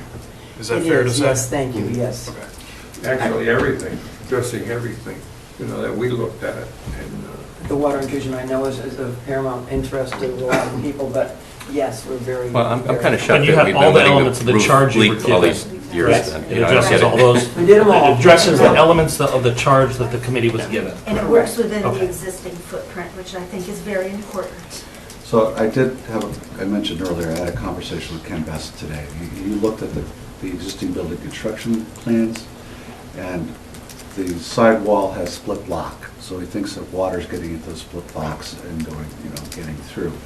And, how you fix it, the roof, you need to strip it all off and put a new roof on. So whether that would solve the problem, he doesn't know. He thinks there's some major flashing issues, and again, the way it's designed, and Deb mentioned scuppers, there's almost like some parapets that are holding the water in, so you gotta get those off, which is then structurally, you're messing with that wall. And that's why you're talking about the need for an engineer, is you can't just... So, Well, and that's part of my question is, in order to do this right, do we need an engineer? Do we need somebody that? When you, I'm sorry. Yeah. When you go forward with the plan, yes, you need an engineer to design that roofing structure. But they have the cost estimates based on market, Right. conditions. But yes, an engineer will have to design the building to get it structurally and loading and water flows and all that, team up with the architect. Yeah, the architect is the key guy, then they bring in mechanical, electrical, and structural engineers. That's the process. So they come in and that's their team. And That's my They did that the last concern time, is too. the water intrusion. well, they're the professionals, and then we have state building codes and our building official here. John that John said it's been leaking for 30 years. I'm sure they did that 30 years ago too, right? They brought in those engineers to look at it. I think it's different type of leaking. There's been problems on Yeah, that's an interesting point, though, Matthew, because as I said, I was in that project, and what my memory is that how excited we were about having light and air in the lower level, and that was the whole purpose of the courtyard, so that the lower level wasn't dark. And Just for an underground, kids. you mean. It was an underground, it Deborah. wasn't a basement. Oh, sorry. I forgot about that. Thank you. 30 years ago. we did. Get it on tape. Anyway, so that was, the excitement of that particular design, and for a long time, it didn't leak. So something has shifted, something has changed. I didn't say it leaked for 30 years. Somebody It else didn't. did. I just want to let you know it didn't. But, that was the purpose of that type of design at that time. Hey, Grant, John, you could probably speak on that the library people were pretty good to us by giving us the $850. And they've changed a lot of people, I understand, on that Yeah, library. people we've committee. dealt with have retired, so going back, we don't know who we'll be dealing with. I don't know them. This is the third time that we've been there. So let's hope this is the charm. And who knows if we ever get anything. There's a lot of other people that are after that library money. I think it's ours. I mean, I think we control our own destiny in this town. We've done a lot of good over the years, and we paid for it. We've got a heck of a school system, 8 in the state. People are moving in, building these big 300,000-400,000, well, big homes, and they like Coventry. My family's been here for 100 years, which is not a big deal. There's people here that their family come in on the Mayflower. They're still living in town. Their offspring are still in town, so we got a lot to be proud of. I hope it doesn't become political like it did before, because. So I guess, I'm not sure if are you under the impression you were coming here for us to approve this right tonight or something, or, because we certainly have not, we're just getting an update from our committee, that's all we're doing. This is an update, but obviously there's a time crunch, Matthew, that's, I understand November 20th, yeah, and we've talked about all those things and when referendums would have to If you wanted to put it on the happen. referendum for May, you'd have to approve it within the next, I would say, by the next meeting. Yeah, I understand. Is that a By our reasonable April assumption? 6th meeting, when we Yeah. approve the budget that's going to Yeah. referendum type of thing. We understand. Because we have to have hearings. Oh, no, I appreciate all that. Yeah, you've been through this. I appreciate that. I see a couple options. That might be one option, but another option might be we may come back to you with a different number and ask you to try to make the project work. So that I'm not sure what's going to happen or how we're going to go forward. We need to deliberate. We thank you very much for all the information, because I didn't have it before. I read it 2 days ago. That's where we are. Is there any other questions?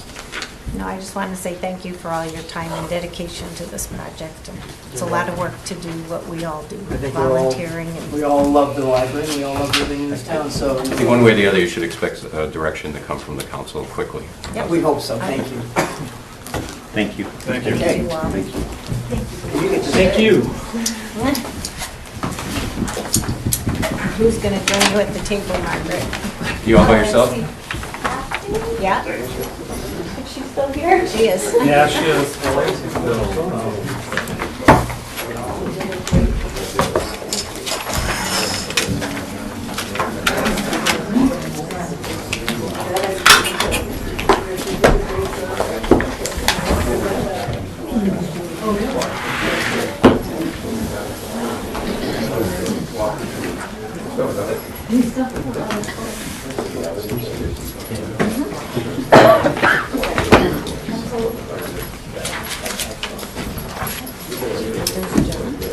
The lights on? Well, wait, I want to do another. Oh, they're going to, John's done. Budget presentation? Yeah, they're going to do another Leave one. it the way it is. Budget.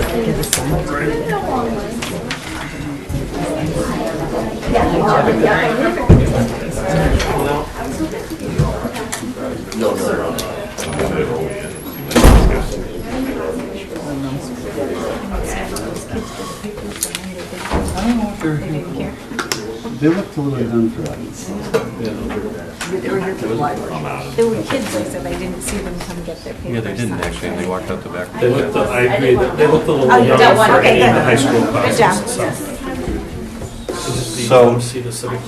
if we're doing the library Yeah, budget, we may as well, but It's- Kathy was going to come forward, I think. page 8.1 in your book. 8.1, 8.2. Can we just forget about the rest of this meeting and I can put this away? No.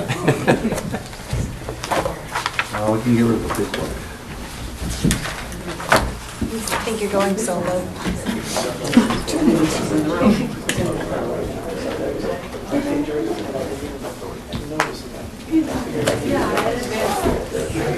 It's a big book.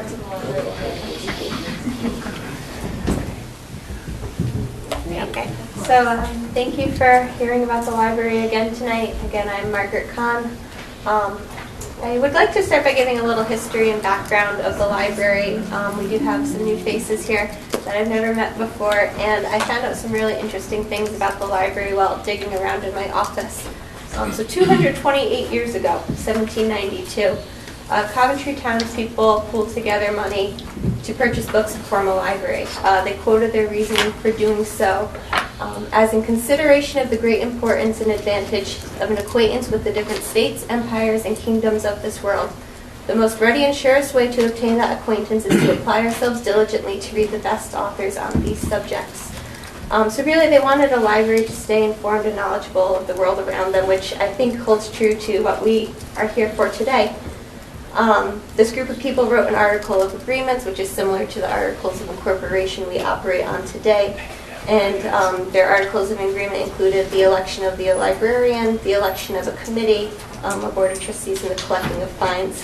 What I thought was really funny, I'd like to add is, if any shall damage a book by folding a leaf, he shall forfeit a penny. Any drop of tallow, 1 penny. Penny bought a lot back then. Yeah. Big money. What I also found interesting was that the first appointed librarian for the town was Deacon Hill, Nathan Hill's father. So moving forward, in 1880, the South Coventry Library Association was formed. Around this time in American history, libraries were not available to everyone. You had to pay a membership fee in order to use its services. And it's through these origins that the modern-day association library came to be. And as we mentioned before, association libraries make up 43% of libraries in the state of Connecticut. So then we move forward to 1911 when Henry Dimmick offered the South Coventry Library Association $40,000 in a new building to change its name in memory of his father and his grandfather. So in 1913, the library was officially dedicated as the Booth and Dimmick Memorial Library. We gradually got away from the membership fees, and in 1968 became the principal public library for the town of Coventry, which again was mentioned in the previous presentation, that as the principal public library by state statute, the town is obligated to provide local taxpayer funds to support our library, and currently we are 90% funded by Coventry taxpayers. I think it said 97% in your presentation. Oh, sorry about so you've heard these statistics already. We had a really great year in 2019 with an increase in circulation of 2.5%, which is actually contrary to statewide trends. We did an extensive collection development project that really made us have a healthy and relevant collection. I'd like to draw attention to our programming numbers. Our staff curates an amazing and relevant program slate. We had over 46,000 visits, which is more than 3.5 times the population of Coventry. And I think that these statistics are helpful in showing the volume of work that we do, but I would like to share a couple of stories that demonstrate the value of work that libraries do to help transform lives at the individual level. So the first story I have to share is we had a woman coming into the library nearly every day for a couple of weeks to use the computer. She was searching for jobs, and our reference librarian was frequently taking the time to help her perfect her resume, search for jobs, and navigate all the different instructions required to applying for these jobs. So she comes in one day and says to us, I'm not going to see you anymore. I have 6 job offers. So she thanked us for her help, and we helped to get an unemployed person employed. A few weekends ago, second story, a woman came into the library with court documents. She needed to type something. So our staff members took the time to help her type the document because she didn't actually know how to type. Then our staff member took the time to teach her how to use the computer, how to open a Word document, and how to type so that in the future she would be able to help herself a little bit more self-sufficiently. But then she also had the confidence going to court knowing she had what she needed. And then the last one, I'd like to share a part of a letter that a patron wrote to us regarding our interlibrary loan service. So this patron said, "Please accept my heartfelt thanks to your staff. To facilitate research, I searched for a copy of the only biography written on U.S. Representative Wright Patman. This biography sells on Amazon for $850 because of its rarity. I called your library and requested it from interlibrary loan. One staff member tried searching on 3 databases but could not find it. She said she would pass it on to another staff person the next day. I forgot about it and assumed this request was beyond their means. A week later, I was amazed to receive a phone call telling me the book, found at UConn, was at Booth and Dimick Library for me to pick up and could be used until April. This is very important to my research. I did not know a copy existed at UConn. Even if I knew this, I would have been very frustrated having to read it on campus and pay the high parking fees. Previously, the library director had responded quickly by phone to order a newly published nonfiction book. I find this kind of personal attention remarkable. I am also impressed by the quality and variety of nonfiction new books purchased by our small town but dynamic library." So I think these stories really help to encapsulate and personalize these large statistics that we have. The use of our library demonstrates how libraries are a good investment and how we're really here to benefit our community.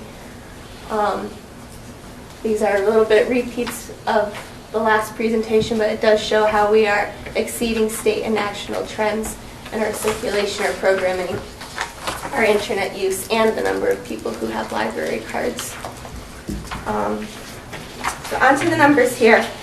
I do understand that the position the council is in due to the uncertainty of the state right now. I did keep that in mind while developing this budget. This is pretty level spending, but in the next few slides I'll explain some of the areas where we did have to include increases. The budget breakdown shows that salaries are our largest budget line, which is similar to the statewide average of 70% for salaries in libraries. I think we're coming in at 76%. The chart on the side also shows per capita spending on libraries for towns of 10,000 to 17,000. We're right in the middle at 12.5. And then wealth ranking, 100 to 125, and Coventry is at 112. So we are a little bit below average on per capita spending per library operating budget. All right, I'll start with the savings that I was able to put into this budget. As mentioned, we have a new boiler, a new chiller, and our new dehumidifier. We are also working on our LED lighting, so with these new efficient equipment that we have in the library, we're projecting a savings of about $1,700 for the next fiscal year. Our internet, which we get through the Connecticut Education Network, I filed a new E-rate with the state, and we will be saving money on our internet, again, about $1,700. Bibliomation, we just signed a contract with Bibliomation. That is our integrated library system, our computerized catalog. It is a little bit more expensive. $1,200 is the contract increase, but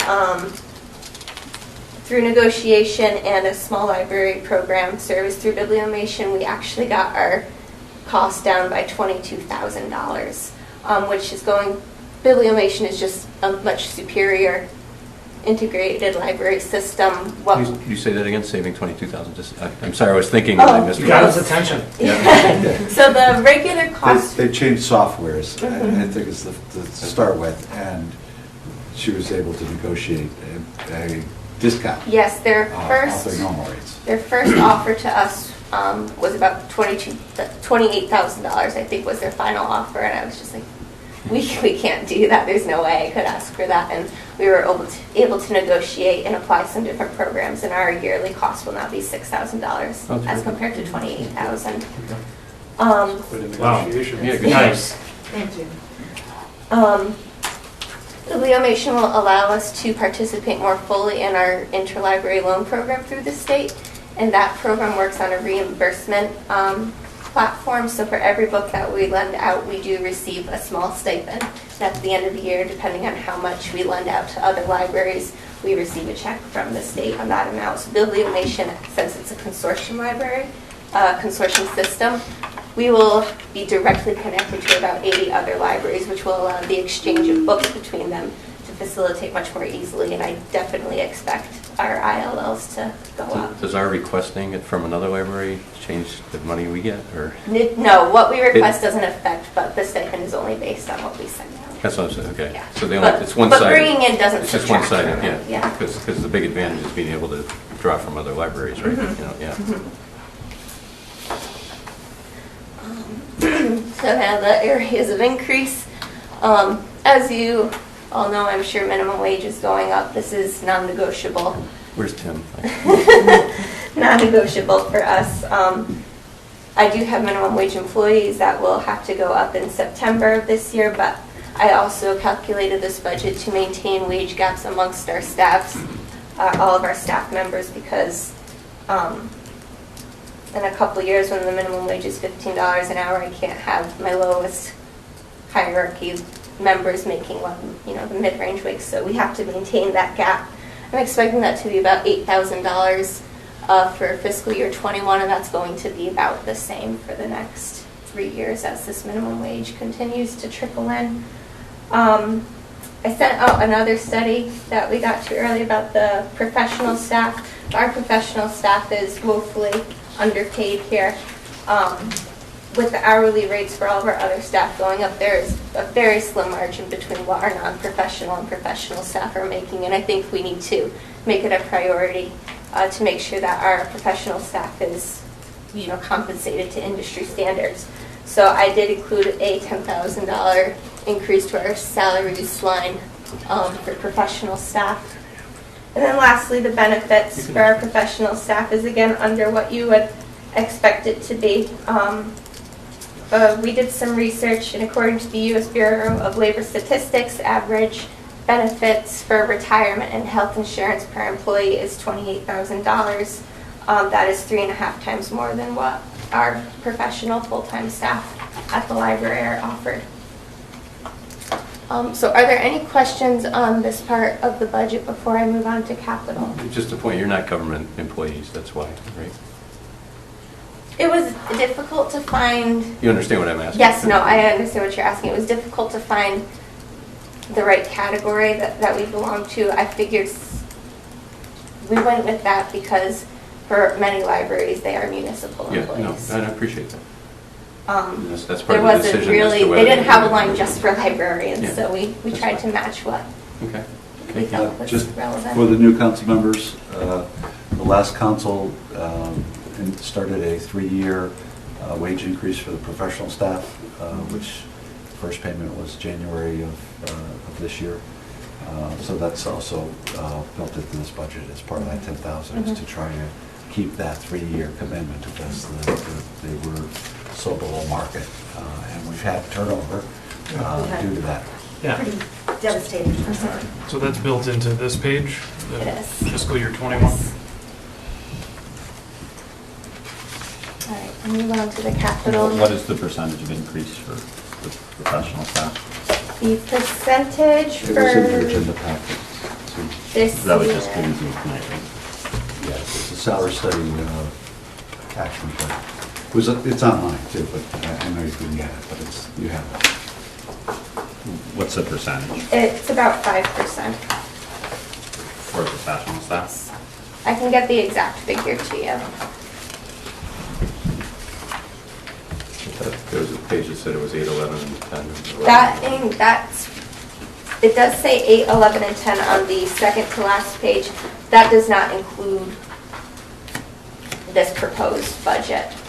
It says How for do I fiscal year explain 20. This is like separate, like if the town council were to apply additional funds. Oh. So that does not include the base in this budget, but I will get you the exact figure. So that was more of a proposal than a... If you look at the line items, the budget shows 3.95 for salary. Oh, Total salary. That's total salary. but you just want professional? Yeah. Okay, I'll get that to you. This is here. Yeah, I see. Some people first budget, sorry. Yeah. And you're the first presentation. So. Yeah, there you go.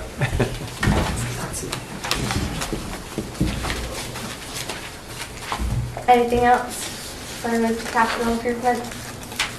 What? You didn't hear that from me. How many employees total? We There's have 4 librarians. 16 employees total. How many minimum wage employees? 4. Okay.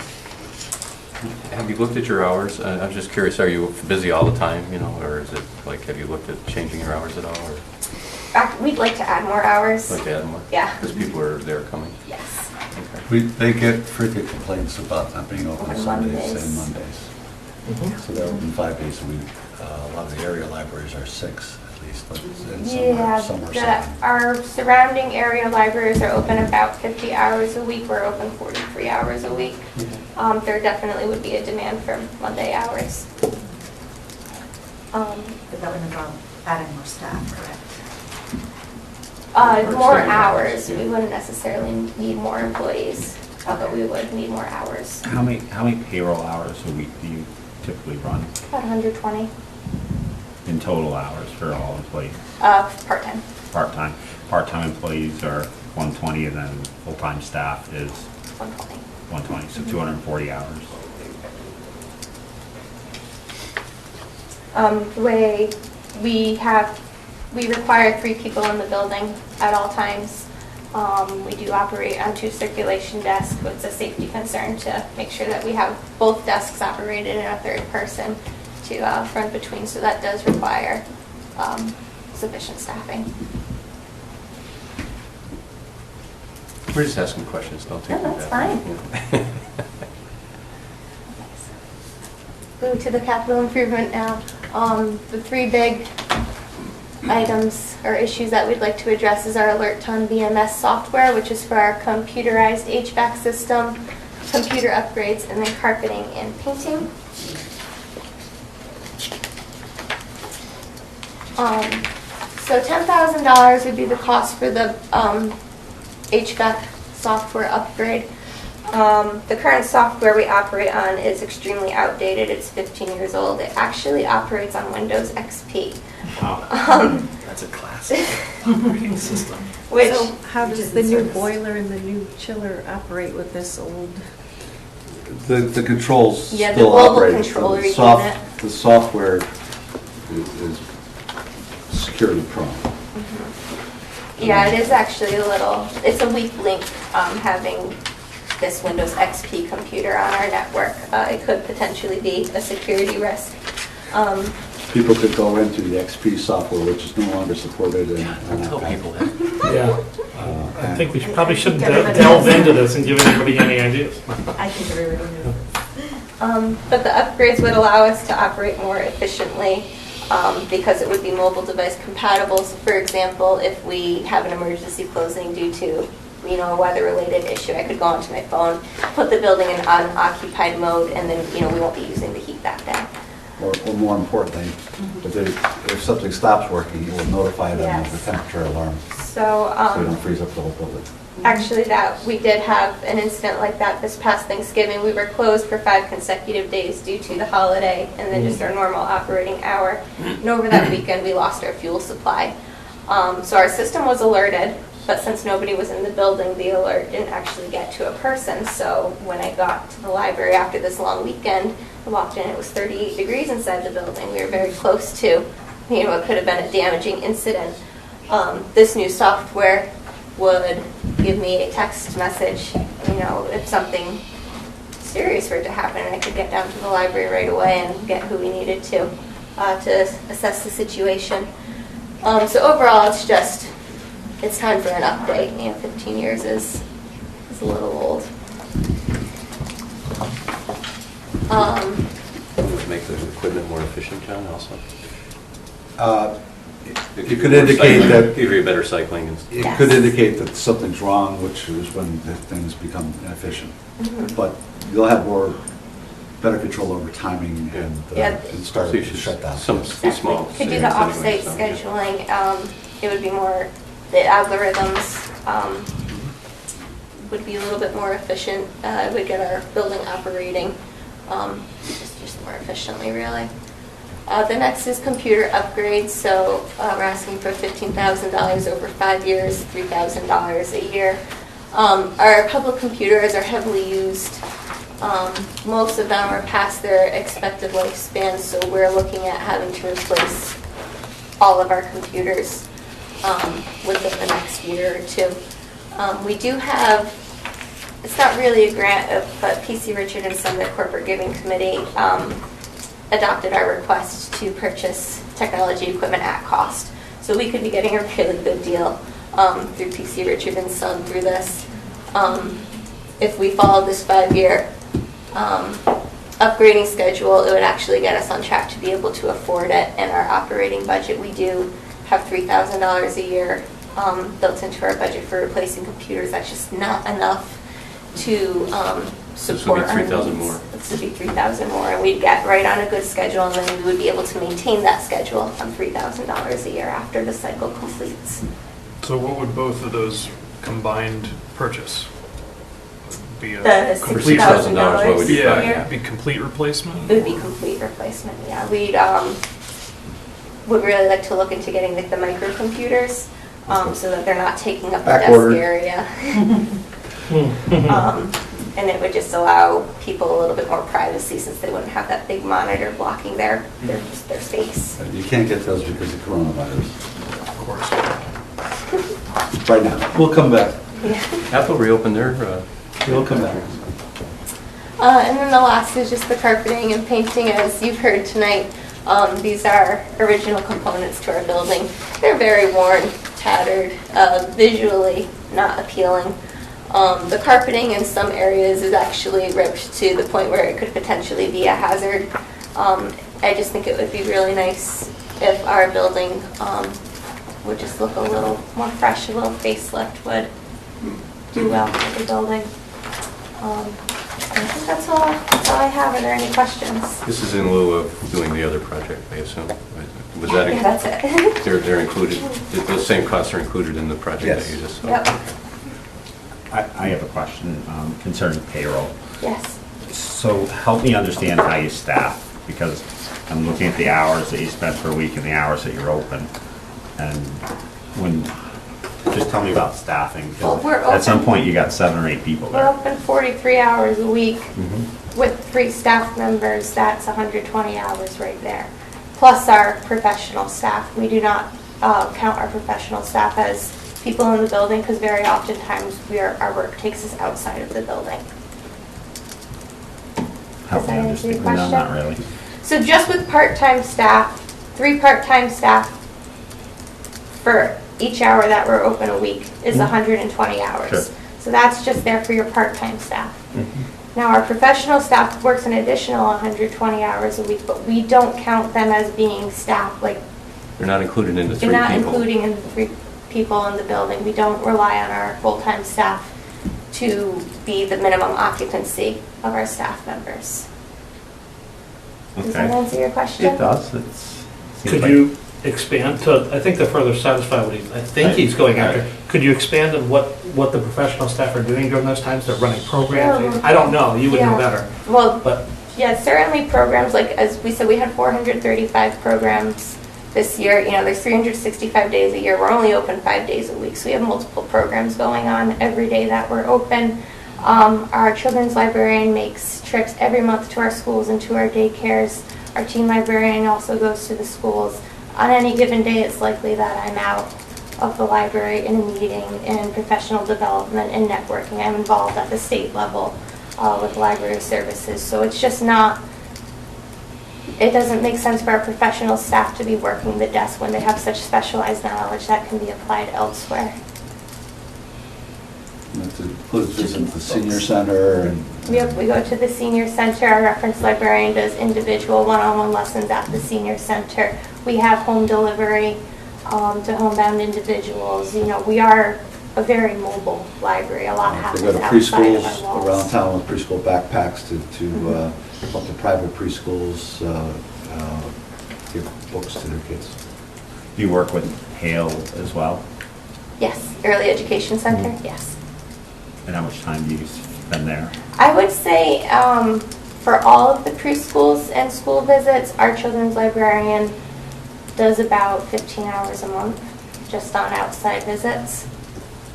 That's cool. Yeah. That's neat.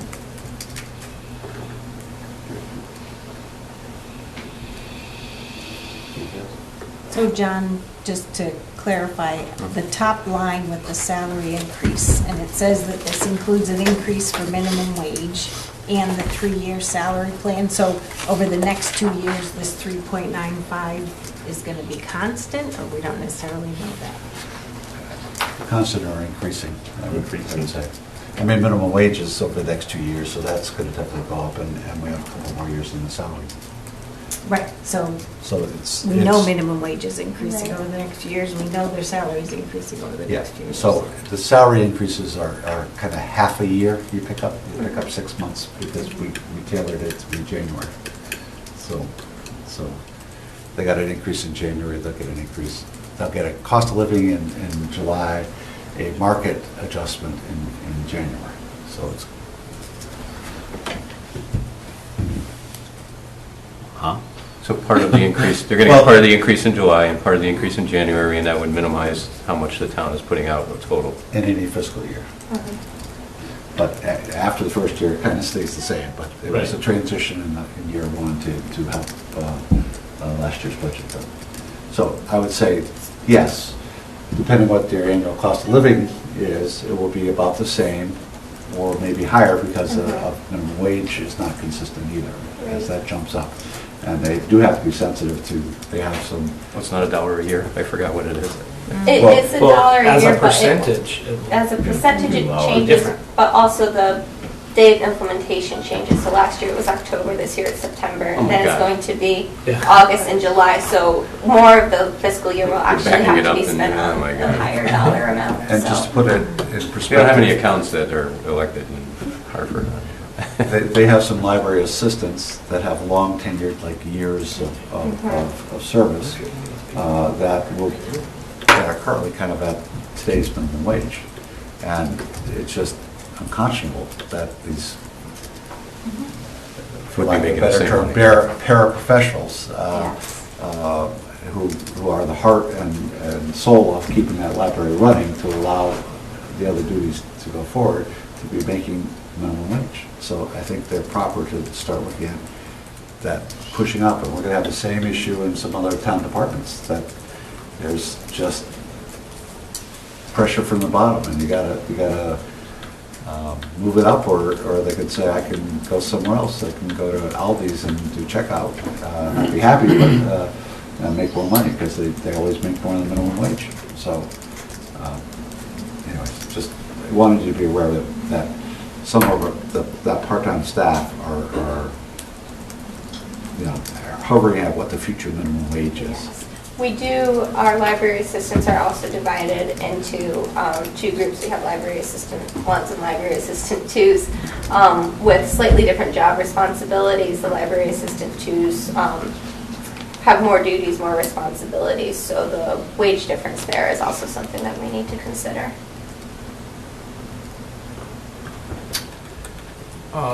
I'm just looking at the 35,000 CIP, carpeting and painting, trying to figure out where in the budget those things are. It's in the capital referring budget. to. It's in the capital budget. So it's not in the Separate. proposed, Okay. it's not in the proposed budget for this year. Yes, it is. The HVAC upgrades and the 3,500 for the computer. 35,000. But the carpeting, Carpeting is not, carpeting yes, is correct, not. the carpeting. So the carpeting is right now a placeholder depending on project. On the project. If Okay. the project goes forward, that can be removed from the capital budget. And there's a couple other things in there like that. They're identified in the capital budget, but you won't pay for it twice. It's one or the other. Well, I hope not. Lots of carpet. And Margaret, you had talked about bibliomation. Yes. How you got them to reduce.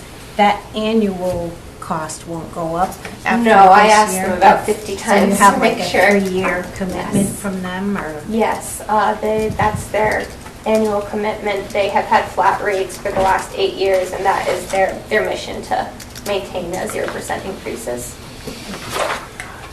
And just so you know, they made it They wanted to go to bibliomation probably 20 or 25 years ago and couldn't afford it. And so they're finally getting to where they will be on with their peers. It's going to be a great update for the community and for our users. It's such a good system. I've used it at past libraries. Will they offer training to your staff? Yes, yeah, that's all included. And this will give your patrons the ability to get more. Because I know my wife loves the Yes. library. Yeah. And she orders books from. Yes, they'll actually be able to create request more. online if you choose to create an account with us through Bibliomation. You'll be able to just request your own books. You won't actually have to call in or come to the library to request items anymore. It That could will be a lot. Would they pick them up at the library? They still have to pick them up. We don't deliver. Can you tell me on this page, like, is there a line item for buying books or buying books? Yes, so subscriptions to ebooks. Subscription books, and that's $35,120. That includes all of our books, our DVDs, our audiobooks, I got it. I was gonna show you. CDs, but that also includes our program. No, that's program the costs right programming is below it, underneath. yeah. So that's all of our materials for adults, young 35, adults, and 120. juveniles. And then We have one 5,500 is the conversation, program please. costs I'm underneath. sorry.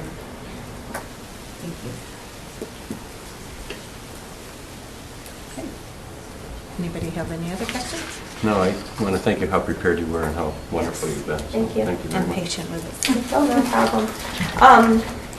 Did you want to see the salary study? We got it Okay. tonight in our Okay. packet. Very We good. just didn't know exactly which. How that impacted Yeah. your budget, yes. Okay. All right, thank you for having Do you have me. any questions of us?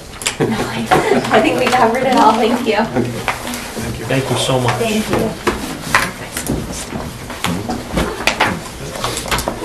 All right. Back on track.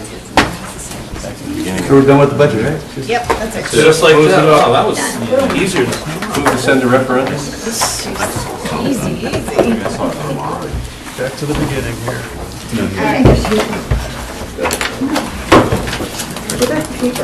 No. Yes. Yeah, it's out. I didn't get Oh, that. it's a- No, it's, oh, it's I online. print my packet. It was Oh, you online. mean just with the whole agenda? Okay.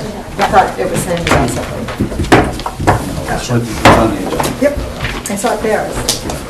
It's handed out. All right, can I please have a motion to accept our minutes of February 18th, 2020? So moved. Second. Did you get that, Yvonne? I got hand in the seam. Perfect. Is that okay, Lisa? That's fine. All right. Anybody have any changes, additions, or corrections? Have something on the minutes. Under 8A1. What page? Sorry. Oh, I can't tell you the number of the page. I have it in my. It's 4 out of 10. It's Sorry. 8A1. Yep. Yep. I just want to clarify in that discussion that it's just the Republican registrar who was, or maybe still is, locked out of the state website because they didn't do their diligence setting up the property security measures with the two-factor authentication, and that Matt Jr. agreed to meet with the Republican registrar.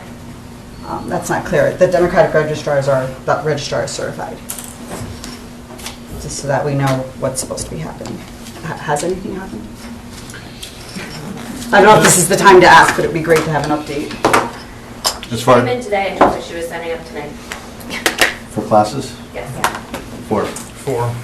Yes, she was gonna do 2 and then 2. gonna do 2 at a She time. didn't have Yep. any plan. She said she was gonna bring me the paperwork the next time that she was in. But they're still locked out. She's going home to do it, to sign up. She was going to do it from her home computer. Is that Is possible? that secure? No, For classes? it's signing up for classes. Oh, okay. No, they're locked out of the system and will be until the state. They're not the only town by No, far there in are the state of issues. Connecticut that are locked out, and I understand that maybe even other people in our town may be locked out, but it's a... Who else is locked out of the registrar system? I was told the Only town 2 clerk, people. I don't know who else. No, the town clerk has access. I was told that, I don't know. Everything I get is from somebody else. Yeah, so let's keep our facts where they should come from, please. It Where just- do you get your it facts? just- Don't you talk to people? I ask the town manager, or I ask whoever is the department So I asked the registrar. And she said that the town clerk was locked out. That's what I was told by the assistant. Is that the Republican registrar? I'm glad we said have that clarified. The assistant registrar said that. Oh, the assistant registrar. Any I other? will verify, and if I'm incorrect, I'll let you know tomorrow. Thank you. But it's not, it's not as Okay. same kind of circumstance as being put forward, at least the way they're explaining it. I don't know if it's true or not. They were told that within 2 days of the end of the month or something that it had to be done, and they weren't working that day. This is the story I get. I'm just giving you We need to get to information. the bottom of it. So we're looking into it, so. So to recap, I'm sorry, she's signed up currently, or she's going to sign up By tomorrow, tonight supposedly, she's going to be signed up for 4 For- classes. for 4 classes. Yes, 4. 2 sets of Okay, two. well, I heard 2 before, 2 and then 2. Two She's taking and 2 and 2 together, yeah, 2 and 2. So 4 classes, Okay. according to her. I should ask It'd be John, I good guess. to know but I when don't those know. classes Amanda are can let us know. going to when be. You don't know, do you? I don't know. The dates of them? She's going to be giving me the dates this week Amanda to go will along know. with the purchase order. So as soon as I know, I will send an email to everyone. So that Thank they you. have it. That'll be good to know. Yep, thank you. Appreciate that. We also haven't heard back from the Secretary of State about the possibility of holding the referendum in the fire department instead of the school.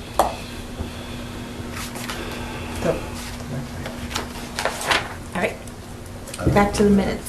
Anybody have any changes, additions, or corrections The- after the- Lisa's? The registrars are, and I'm not clear whether it's both or just one, have called the state to see whether they can move the primary at the grammar school to the firehouse. So not the referendum, the primary. I see Okay. this is the wrong one. Okay, I just wanted to clarify. And I have concerns whether there's adequate space, it's my personal concern, but I don't run that office, to run 2 dual primaries in that building. And I understand their concern is that the school district has made some policy decisions where the workers to use the bathrooms would have to leave the building and come back in, which I believe that an earnest discussion between could deal with school security. They're all going to have their badges, just like today they had Read Across America. People were walking through the building, but they should be able to be identified and use the bathrooms because they've already been pre-screened. But that's an issue that I don't know. I don't have any role in this. Right, their purview. But They're working on police presence as They- well, right? And there's our argument, because the Board of Ed, in the pre-planning, they were told that the Board of Ed, if you want police, you gotta pay for it. And now we're, at this point, they're expecting the town to pay, they asked the town to pay for all of it, and they counter offer out of the registrar's budget, which they don't have any money. The counter offer is, well, why don't we split it? And I've left that to the registrars to deal with the superintendent to also talk about that issue. So there's lots of issues going on, and obviously the police cost goes away, so maybe that's a driving part of it if you go to the firehouse. I just haven't seen the plan that, you know the room, size of that room. You have checkers and machines to do those votes. I just haven't seen a layout where I feel comfortable, because I haven't seen it, that you could run 2 primaries there in the same room. The rest of the facilities are better. But they have a spot for you to eat lunch, they have a spot for bathrooms. Who's proposing the switch? My understanding is that, again, I've only heard from one of the registrars, but that both are agreeable to this, because under law, they would both have to, but the state would have to approve it, because under their policies, you're supposed to hold the primary in the same spot as the full ballot, so you don't have voter confusion. Both would have to be. No, the other could be in a school. I mean, they are across the street from each other, so the state cannot make exceptions to that for reasonable things. And I'm not concerned about confusion, because, you just go to the building with the people out front with little signs, because it's not like you're driving, if this in a town, I'd be a little more concerned, because you actually have to traverse some distance. But again, just want to make sure that there's a continuing dialogue because it's coming up. My understanding is even the canvas wasn't completed because they were locked out. So the existing voting lists are not accurate. That's For one party. concerning. That's concerning. I was told they're being updated by the other registrars, but I don't have solid information for I don't think Lisa. so. I don't know. I've been told that they're not doing their work for that party because it's inappropriate for them to do the work for the other party. They're not entering new registrations. That's what I was told. They shouldn't have to. I agree with that. Okay. Back to the minutes now, please. Any other changes, corrections, or additions? I have a little on page 2, third paragraph, last line, under Sandy Simon's comments there, it says, Miss Simon's possessive. I think so, Mrs. Simon, take away the apostrophe and the S. Oh, good time.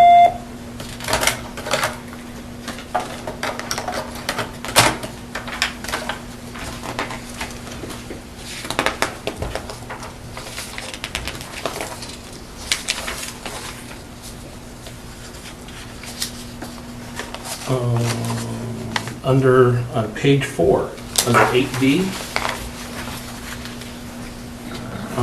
all the mentions of the last name DiPaola, the P should be capital in the, so capital D, lowercase e, capital P, and there are 1, 2, 3 in that first paragraph under 8B. The last paragraph of 8B, it stated the Winters Farmers Market was from 11 to 1. I think it was from 11 to 2. I don't know if that matches what you said. It's 11 But- to 2. Anyway, it's also past, but Right.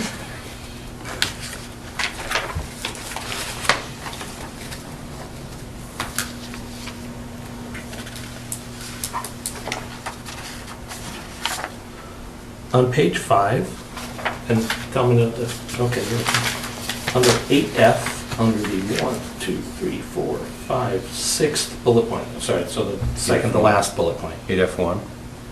Yes, under 8F1 with the bullet points, yep, thank you. The second line, about 3/4 of the way through the line, after the word sold, I'd like to insert a comma for readability, and I know I'll take heat for that, but the deed states that the property is ever sold a market value, so just if it's ever sold, comma, a market value would have to be obtained.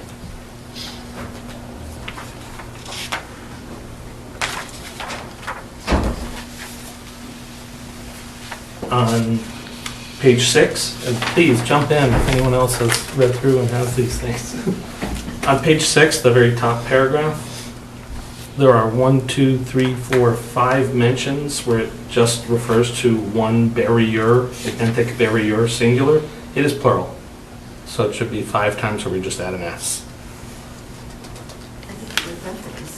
I think it has an H in it too. Yep, okay, there you go, that's even better. Is it always that way? Yeah. Yeah, okay, very good. E-N. TH. I see.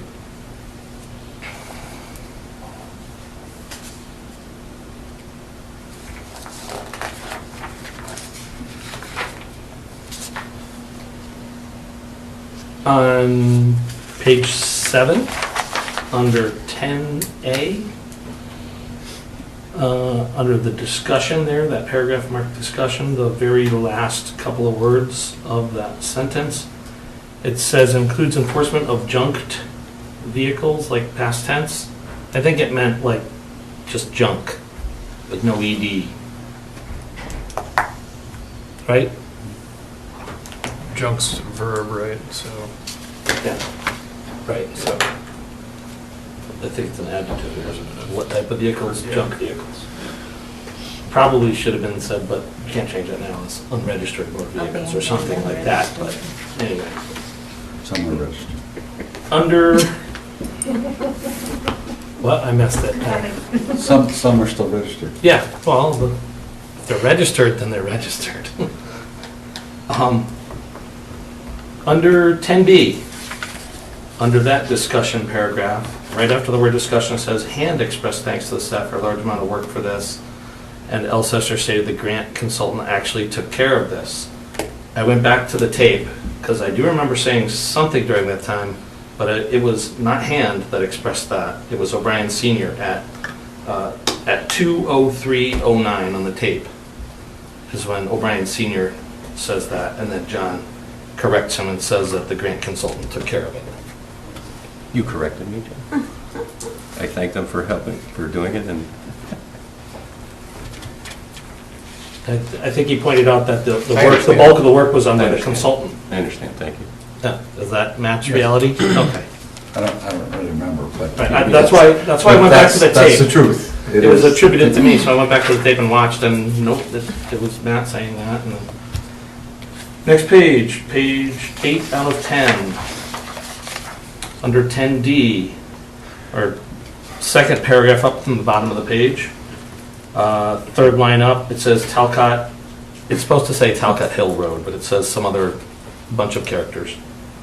It's under 10E, by the way, just so you know. Thank you, sorry. So second paragraph up from the bottom of the page. Just for everyone. Where are you? Under Second 10 paragraph. 10E, 10E. under discussion, Okay. the fifth line, it says 2 Oh. Talcott High. It's just, 2 Should be Talcott Hill, H-I-L, whatever, replace whatever that's. Yeah. Build 3RL. that's why you fell asleep on the keyboard. Yeah, it can happen. Typing while No big deal. The next paragraph, the 1, 2, 3, 4, fifth line in, it says contaminates. I believe in that context it should be contaminants. It says mushrooms clean contaminants out of soils is how it should read, not contaminates out of soils. You can get that word that starts with N on the third line up from the bottom of the page. In the long term, N. Where are you? It's the third line from the bottom. Oh, I'm not done yet. Oh, I'll get there, some but more in there. yeah. Okay, all right. So the 1, 2, 3, 4, fifth line up from the bottom, it says the PW study committee. It should be DPW.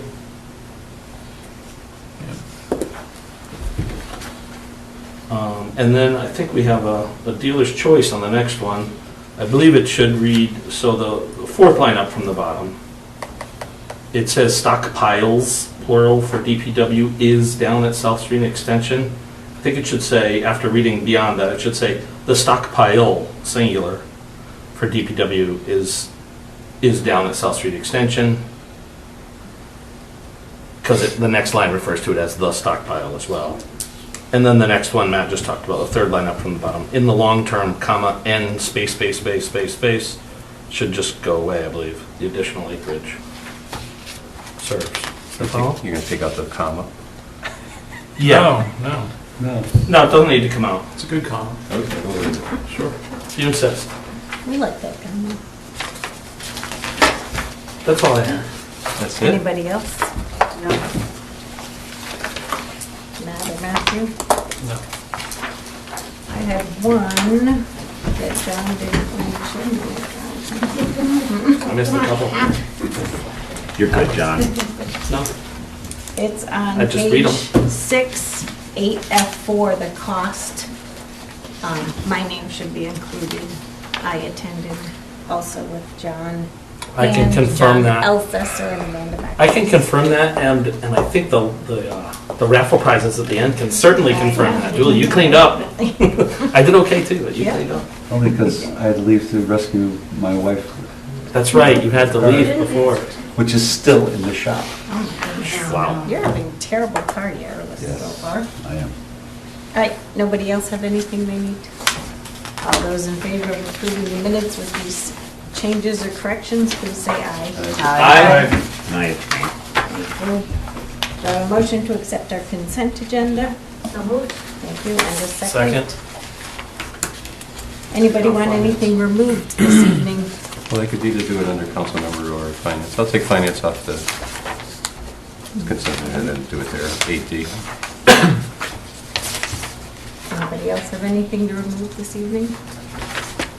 All those in favor of approving the consent agenda, removing item 8D, please say aye. Aye. Thank you. All right, reports.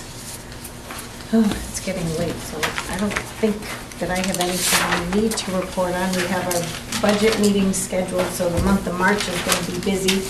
We did discuss moving our steering meeting to 6:15, so that, because we have people to interview for Economic Development Commission. On the 23rd.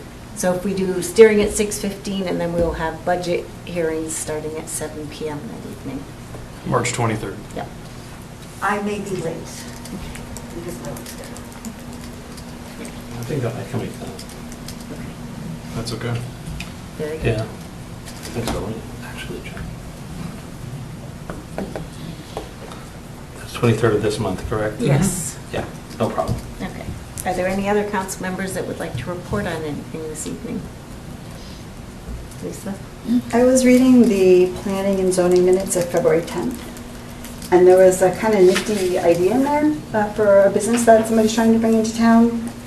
So William Hall, who's from Hall's Archery, which is a super famous archery instruction and Olympic participants in the family and trainers, he's actually looking to buy the Knights of Columbus property and establish an indoor archery training and instruction space there, and there would be some outdoor uses as well. And I just, that's something we might want to follow along with. I know a number of years ago at Steering, we were talking about finding places for bow hunting, because there is a definite interest and limited, more and more limited places to go for bow hunters.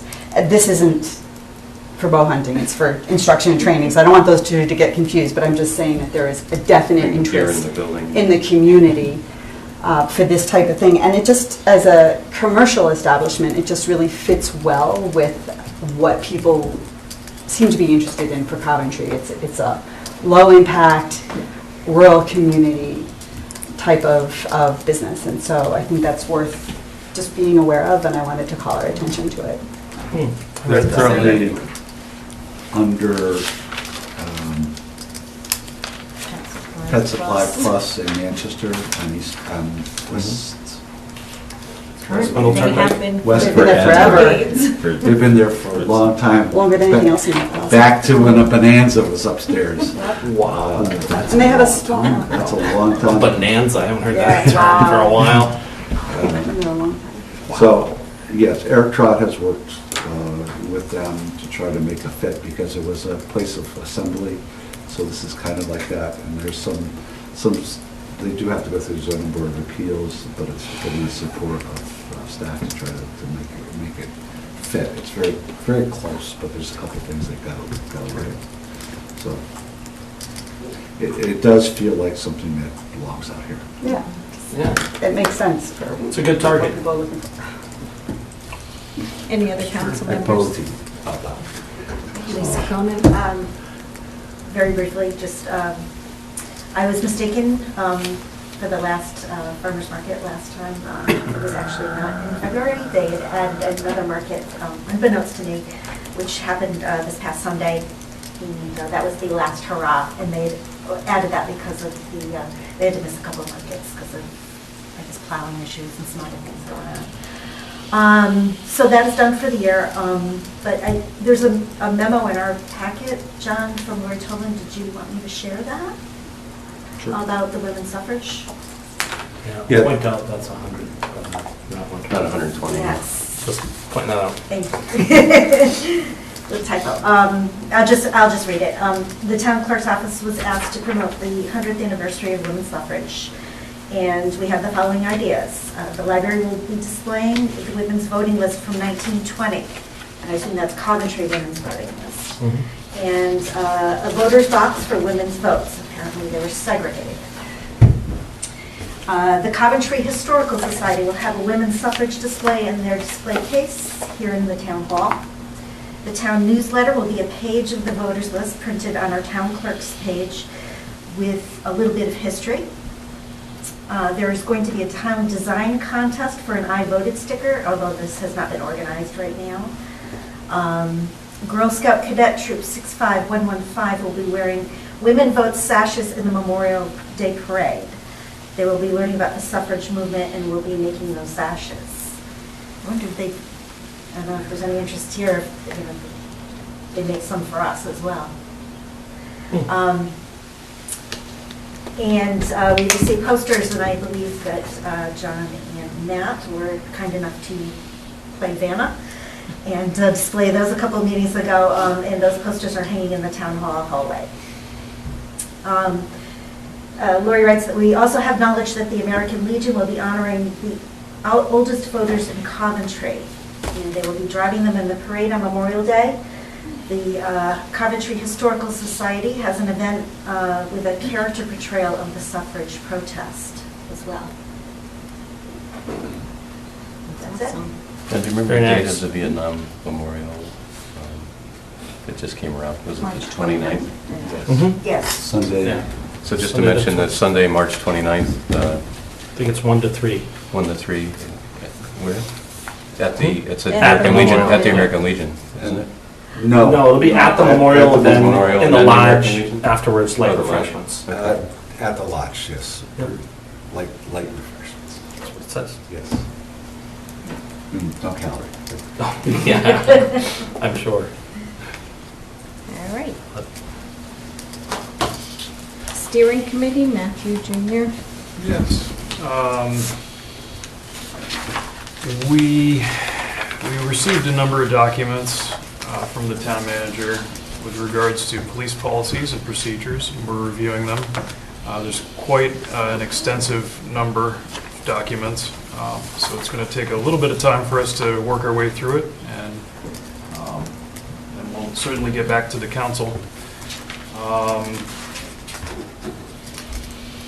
Other than that, no report. Besides appointments. So we'll go to reappointments. You got 'em. I move to reappoint Timothy Liptrap to the Economic Development Commission, term to expire 2/1/2025. Second. All those in favor, please say aye. Aye. I move to reappoint Jennifer Riley to the Energy Conservation Alternative Energy Advisory Committee, Second. term to expire 3/1/2023. All those in favor, please say aye. Aye. I move to reappoint Robert Merzin to the Pension and Retirement Board, term to expire 1/1/2023. Second. All those in favor, please say aye. Aye. I move to appoint Suzanne Choate to the Ad hoc Lake Advisory and Monitoring Committee, term to expire 8/1/2020. Second. All those in favor, please say aye. Aye. I move to appoint Carly Imhoff to the Ad hoc Lake Advisory and Monitoring Committee, term to expire 8/1/2020. Second. I believe it is. Yes. That's correct. All those in favor, please say aye. Aye. I move to appoint Suzanne Choate as an Inland Wetlands Agency alternate, term to expire 9/15/2022. Second. All those in favor, please say aye. You can give it to John. Aye. I don't want to. I move to appoint Richard Brand to the Senior Housing Alternative Study Committee as the council representative for the life of the committee. Thank you. I know, he's a great guy. All those in Agreed. favor, please say aye. Aye. Before you do the next one, Yes, I'd like sir. to point out the agenda does not have it listed that it's an alternate, and it is. So just pointing that out for the record and for everyone. But that was in my motion. Okay, I'm correct? sorry, go ahead. No, it was in Yeah. the motion. I made it correctly. Yeah, and it's on the form, back on the, in steering, you mean? Yeah, I Yeah. believe so, yes. All right. It's on the form on the, what's in the- Right, it's on the actual statement of interest form as well, but Yep. just the agenda doesn't have the word alternate, that's all. Thank you. So, Are you talking about zoning board of appeals, Garrity, or the one previous? yes, zoning, Okay. 8C2E. Mr. Gary. This one, this is current, yeah. I move to appoint Michael Garrity to fill the elected position of zoning board of appeals alternate, term to expire 11/2/2021. Second? All those in favor, please say aye. Aye. Did somebody step down from that position? It was vacant. It's vacant. The alternate, yeah, what's, They were unable to meet due to no alternates being available. right, but it's an elected position, right? That's what we talked about, it's an elected position, and there was nobody running for it during the last election, Correct. so it was vacant. It's good to have somebody step up, but I'm also sorry to hear that, so ZBA hasn't been, the regular members, they haven't had enough at their meetings? They had one meeting. Just one meeting with. Oh, just, okay, good. Okay, There's yeah. only one application, so. With your application, you'd be. Yes. That's right. Yeah. So we had a very busy steering meeting, though. There are so many volunteers, so many qualified people, that it's exciting, and I appreciate they come with many skills. Agreed. It's so Absolutely, beneficial. yeah. If I may, like we found out, Mr. Garrity has experienced it with a certain high level of electrician work that we found might be of use on another committee. So, and he talked about maybe being amenable to that. We'll Right. find out if he submits a form. But yeah. Yeah, highly qualified Definitely. folks that are passionate about serving. Right. All right, Matthew, Senior Finance Committee? I just wanted to use the opportunity, as you've all seen in the news and everything, there's been a lot going on with interest rates. And I just wanted to make the suggestion that we investigate whether or not there's any opportunities for refinancing any of our debt. I believe in the next month, we'll probably see another half to 3/4 of a point drop. So, you know, it's a good time. I don't know if anything's available to be considered, that's all. I will follow up. And if the change would be big enough to justify the cost of doing it, right? Obviously. But Always. just kind of for the. Well, especially if it's only 5 years, then you got 15 years, you know. Right. Oh, depending yeah, on how I you understand what you're refinance, saying. you know, so, yeah. If there's enough time left on the loan, if you will. Can I ask a quick question on that? Just, because I guess I don't understand that 100%. So when we try to refinance that, we're fixed into a certain amount of time, I assume? So each bond is probably different, and they have different terms. The term right. may be that you have to keep this rate for 5 years before you're That's what eligible I to was refinance. So some Or some 3 recall, years, or we 4 checked, years, or 6 We're years. not checked allowed about to do a- advanced refundings anymore. Governments used to be able to do that. We're no longer allowed to do that, so we have to wait until they're callable. So I will check with Bill. last time we were able to put together a package, and we actually kept an escrow, some money to call, but on the most recent tax reform act that took away our salt tax deductions, they also took away that right for town to do that. I remember we did this once, a couple times. Yeah, you got all the stack of paperwork. Yeah, it was- Yes, it's very complicated, but we'll see. We checked it last year to see whether anything was callable, so we need to check again, and Amanda's starting to have conversations with them anyway, so we'll add that to the list. So it's a good question to ask, and we'll follow through to see whether there's something. Yes, interest rates are definitely heading down for the short term. Yeah, so let's take advantage if we can. you know, that's all. Sure. Do we have a lot of bonds that are split, or do we have large? We have so many. Low numbers. bonds. I really would have to check with Bill on that. Because even within each bonding, each project is bonded separately technically, so each one has different. Got it. They're Okay. all different. But most recently, for the first 5 years at a minimum, they're not callable. Right, so So anything issued within that term, we could not go after. But we do have some older ones, and the question is it worth it? Because some are expiring so fast, and the transaction cost. But that's why we have financial advisors. there you go. You don't ask, you don't know. That's why I asked for an investigation. I love that. Okay, next item is town manager project updates. So, I'm not going to go through a lot tonight. In the packet tonight, you had information on the lake users group. Wendy Rubin is trying to call together all the people that are using the lake, the men's crew, the water ski club, the community rowing club, the women's rowing club, and Parks and Rec themselves to try to coordinate an event calendar using Google to try to see when things are happening. We had one conflict between last year from the veterans race where they were trying to pull their sailing boats out of the water at the same time as the race. So this is our attempt to start to coordinate these things. So I just wanted to let you know it was a very positive first meeting. That was in my printed thing or in my folder? I couldn't find it just I now don't- either. All I'm right, looking so for it. maybe I didn't copy it, and I have this wonderful memo, and I just told you what it Was it mine? But they were also looking at things, sharing cost of portable classrooms, boat docks, their schedules. I think I mentioned last time that they're talking about a Wangi Lake Monster special event, and they're also now looking at formalizing the 4th of July boat parade and Coventry Fest and Water Ski Show, which doesn't get a lot of publicity. So they're trying to coordinate how to enhance those lake events and the marketing of them. And the sailing club's looking at installing a wind meter, anemometer, I guess.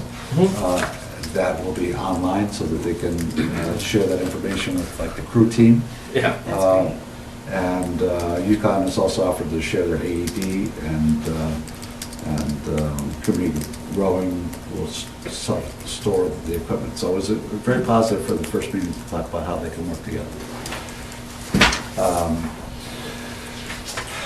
I think in your packet tonight, you have a memo that I asked Amanda to prepare about the impact of state funding laws. We thought that Town Acre Road and LoSiP and municipal projects were finally going to get funded after the discussion on tolls went away, and it kind of started screeching to a halt last Thursday, and it looks like it's on a definite pause right now. And unless towns scream bloody murder, the Republicans and the Democrats are arguing about this small bond package because they're afraid of future bond packages. And I'm not laying blame because I don't understand the dynamics. All I know is that we have projects that won't get done.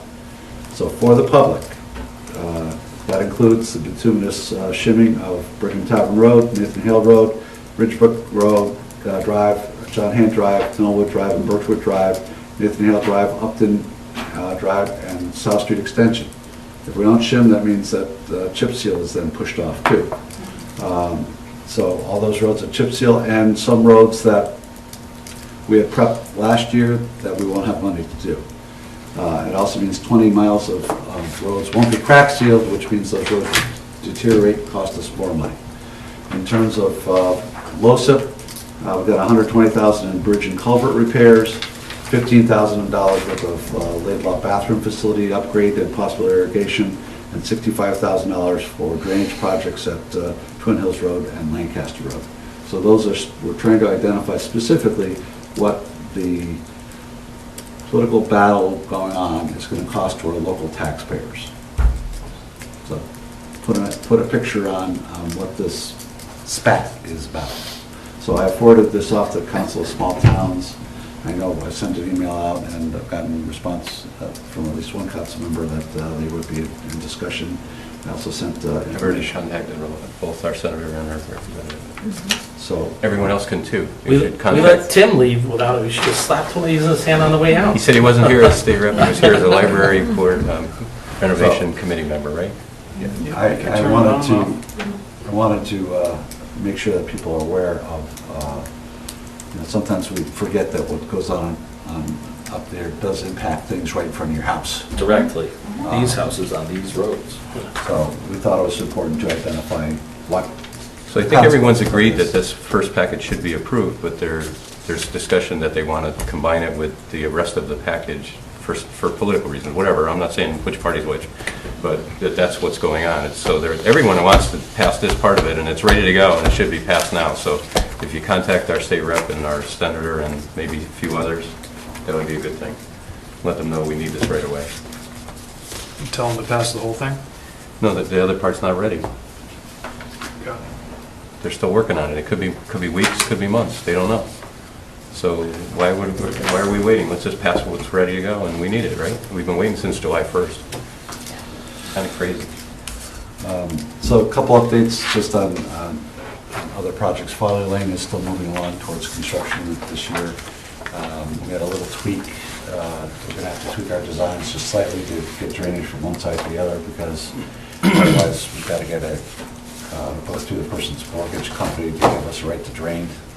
And we'd rather not have to do that, because that can take forever, especially, I mean, literally it took 9 months to get that in one other place. So we're just going to have the water go across the street and go upstream and back through the bridge versus it's just cheaper and faster. And we're running tight on this schedule. It's going out to bid in April. Probably contract award by the time we're done with all the approvals and everything else June for July, August, September. So we're up against, they have 6 months. We're talking about finishing up in December, which is, very, and I don't want to have that closed during the winter. So we got to keep it moving. So we're doing this little tweak task, designing it for the engineering firm that's a consulting firm. So we've got a lot going on, and there's constant moving projects, and sometime when we actually can breathe, I'll go through all the projects again, but I've tried to outline them in the project memo. Can I throw out one little thing there? I was going to ask for a little update if there is anything on the girls softball. I had the opportunity to attend the girls softball clinic at the high school with my 9-year-old daughter Liliana, and it was an amazing thing with a whole bunch of the high school softball team there helping out that event, and they had a great clinic and it was very well attended, I can tell you that. So I know there's a groundswell of people looking for progress on that. So I'm just curious. So I have the prices for I have draft prices that Todd wants to review. Okay. For the, at the football field and at the gravel pit and where the transfer station is.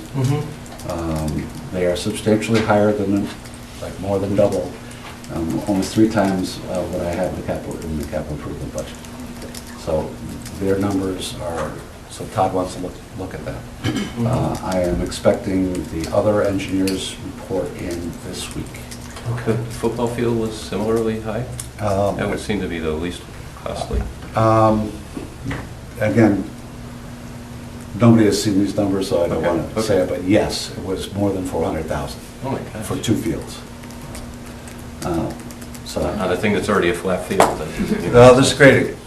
Yeah. There has to be grading because the football field has that one. The football has a mound like this yeah. with a kind of trough in the middle, but it's grading and topsoil and all the appurtenances that go with it. So Todd needs to catch a breather too. Those came in, I think, last Thursday or Wednesday or Thursday. So I just need him to look at it before I feel that those are real numbers. But we have them, and I would say within a week or so we'll be able to share them. But it's stunning numbers. Wow. Well, which is not. Thank you. I guess I asked. I had a question, John, on your other projects. You mentioned for the crumbling foundations that we had 135 households tested under the CROG program. Yeah, new numbers came in today. Those are Coventry, 130? Yes. I think we're up to 145. I know I just got my letter saying I'm going to get reimbursed for my test. So I think we're in that neighborhood, 145. I get that monthly, but that's just testing, not right, because my question is then how many were determined to have. I'll send that around tomorrow. I had a question, and it's, I guess, maybe not a project or yet per se, but could you talk a little bit about what we're doing to respond to the whole COVID-19 coronavirus? Sure. So last week, I started getting a little bit nervous before, and I got set up a meeting with our Director of Health, and it's coming to our local emergency coordinating committee meeting on Thursday. So we're the first town to get the Director of Health out to our meeting, and that's where our fire, EMS, police, public works, schools, council members, myself, emergency management, are all at the table at once. So, and the superintendent is making sure that the school nurse is going to be there too, as well as himself. So generally we have more of a maintenance person there, so it's going to be a higher level meeting. And talk to Rob Miller frequently, our Director of Health. He's going to do a doodle poll to get the district board of directors together for a special meeting to start talking about it. So there is no need to panic. Don't go, people are making a run on bottled water, which is not a hurricane. We're probably not going to use electricity. So mass you don't really need them. Unless you're sick. If you're sick. You can't get them anyway. Yeah, so don't freak out about that. My personal first concern is the safety of our EMS people. And in Kirkland, Washington, they had 40 EMS people run into the nursing home, and now they're all in quarantine. So I did issue a directive to tell Jim today, we often have volunteer firefighters that would love to go on as a group to a thing, limit it to the 2 that you really need unless you need 3. But let's limit exposure. The first thing we can do, because we don't have that many people. If we lost 40, we wouldn't have ambulances. So those are logical things. The reality is that at this point, most indications are that this will be a flu like other flus. The difference is that people won't have had flu shots. So, like we all grew up, we had flus, we didn't have flu shots. We've gone through that before. It's not nice. So, limiting exposures and taking prudent cautions. Up on our Facebook page today, I shared something from the health district, which is nothing that everyone else is doing, but repeat. Wash your hands a lot. Distance to people that may be sick or showing symptoms. It's significant, 6 feet. So that's where you'll start getting into talking about large group gatherings. I was at a Connecticut Education Technology Council meeting today, and the CIO from UConn's there talking about UConn's preparedness and distance learning issues. I don't think at the local level we're going to be prepared to do distance learning. I haven't had that specific discussion with the superintendent. He's the better person to talk to on that. They might work from home now for the staff. The issue is whether it will count as a day of school. And that's a significant issue if you could be out for a long period of time. So it's moving and evolving. Obviously, if it's in Massachusetts, Rhode Island, and New York, it probably already is here. But again, there's been no proven cases of it. And it's just, for many people, it's like a cold or a mild, kind of a flu. The people who have to worry about it, the people that already have underlying medical issues, where then it could be very serious and fatal.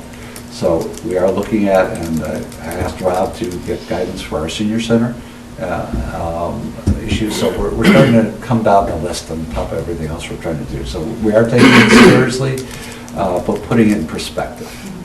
And that's actually exactly what I was thinking about, is just wondering if there's any thoughts about some kind of a public education push, because the seriousness of it goes up also as you age, and most older people have some kind of public underlying health issue. There are people in our population that are immunocompromised, and I think that public education is really important because, I see what's going on right now. You've seen it actually on your page with anti-vaxxers coming in, and there's an awful lot of misinformation, or the whole vaccination issue is being construed as something that it's not. So, this is not a China bioweapon. It's a natural thing, just like flu is. And it will probably could even have less impact than flu. We just, frankly, nobody knows. So you have to do reasonable precautions, and that's what we're planning on it. I went yesterday to Staples because I found, the supply of Purell there and got it on all our counters in the town hall, and we had some. So that's just like wash your hands, use Purell. Or something like that.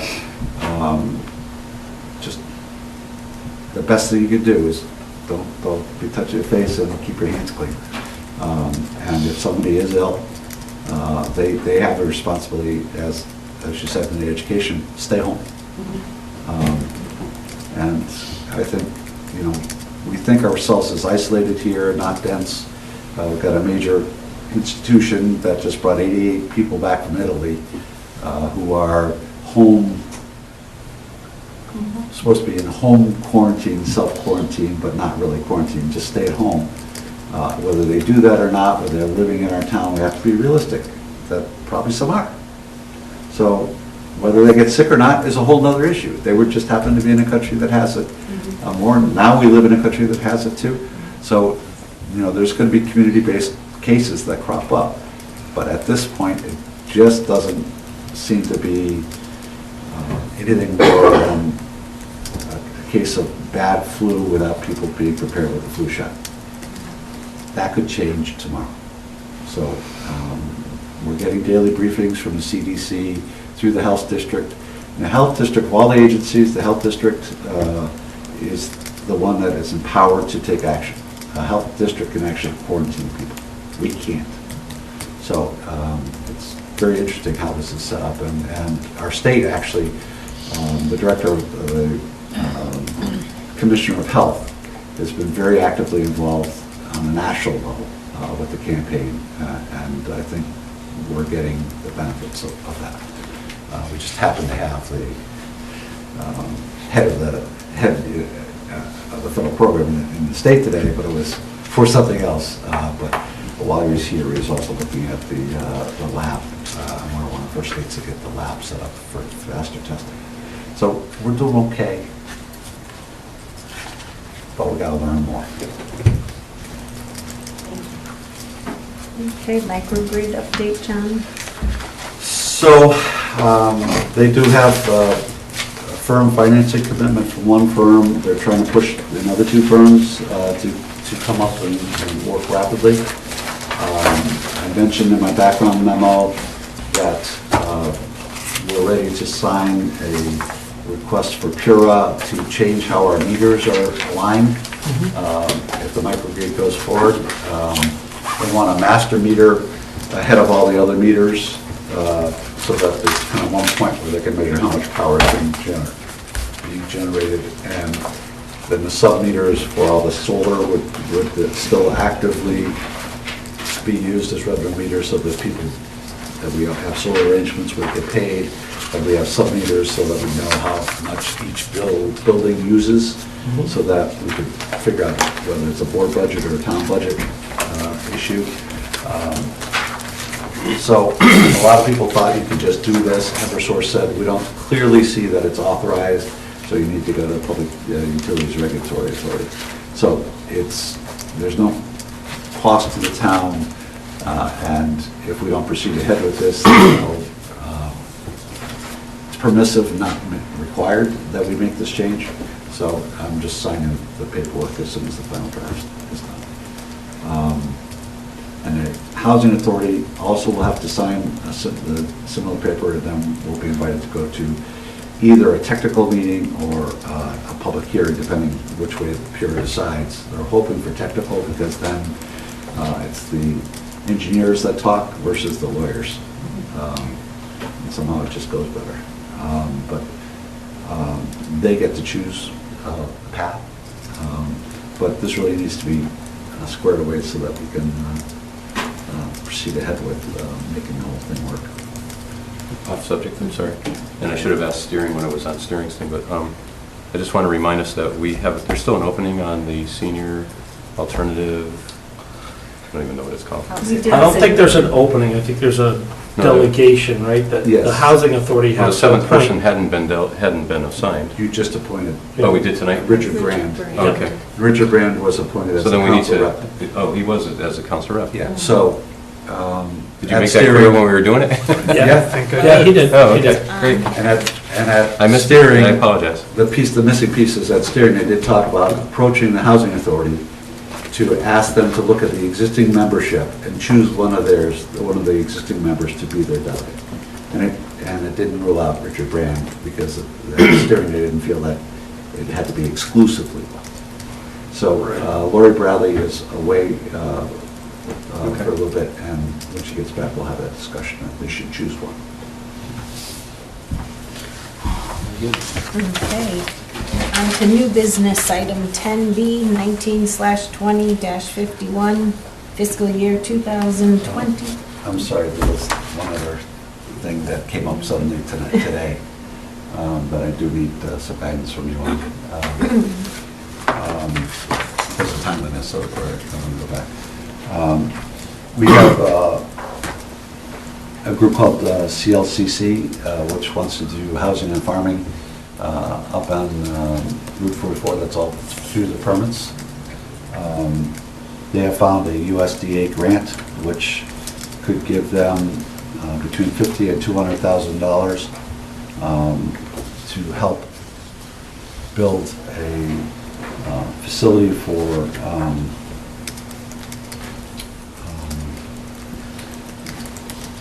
disadvantaged farmers, ranchers, and they would meet those criteria. And it's supposed to be a simplified standard grant for USDA, which is like, would be a miracle. But I get to see one. so they are asking if the town would be interested in being a collaborator on this. No financial consequences for us, but it gives them credibility. So they would provide space for people who are thinking about co-op farming to meet and. What's the facility they want to build? What is it? Their plan, they have a series of barns and housing. It was all approved by planning and zoning, so they take one of the barn buildings and add some office space and co-op space, and then allow people to also work with their clients to do farming on their land. The issue is that the deadline is March 19th. Let's talk quick. So they would lease that out? They would be doing the grant. I mean, we have no capacity to do this now. And we could be a collaborator. Actually, any land grant university could be a collaborator, but nothing's going to move that fast, in my opinion. Right. Based on some of the last minute proposals that get dropped on my desk the day they're due, sometimes they could move fast. The thing is, they really would need UConn, the extension, as I mentioned, to propose, to be competitive. So, since we have a UConn grant person on our council, I did reach out today to say, this is all I have. But it seems like an interesting, intriguing idea. It's a great program. It's just a matter of whether we can... Is there any disadvantage to us supporting them? As long as it's clear we're not giving them any money, I don't see any disadvantage. I think it's a wonderful program it's an alternative living arrangements for both the clients, but it's also job training. It's the creative living people. Yeah.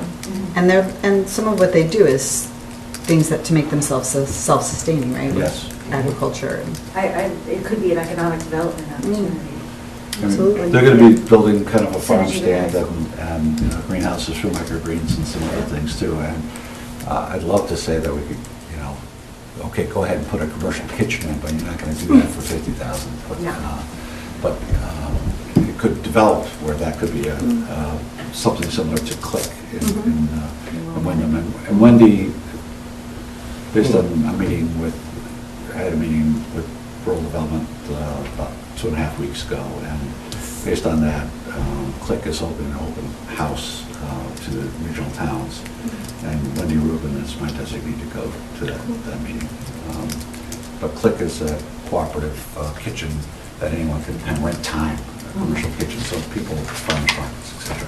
So I guess I want to make sure that if I can get proof that there's no financial commitment to the town, can I write a letter of support for this project? I know you don't have a lot of information on it, so I get it if you don't feel comfortable. I haven't found a downside yet. I was going to say, I don't see any downside. So do you want a motion to add it to our agenda as new business and then a motion? Or you could just, just say, I'm the manager, I can use my discretion on this, and you don't have to take a vote on it, so if it falls apart, it's on my shoulders versus yours. But typically, if we're signing a grant, I always get authority, and here I think we're just being asked to collaborate. It's just it's a network. They need to have a group of collaborators in order to apply. So And what's yet our we're not bringing responsibility? anything to the table. Isn't it? Just, I think it's a good way to show support for some out of the We box. could fashion it so that John, using his Right. discretion and making certain that there's no obligations on the part of the council or the town. Sounds good. I would agree with that. So let the minutes show that as long as I protect the town from any financial or legal commitments, that I can proceed ahead as I choose. Yes. Yes. yes. By consensus. Sorry right. for that. Now, 10B 1920-51 was the Booth and Dimick Library presentation, which we talked about. And then number 2 is a grand list document that was in our packet.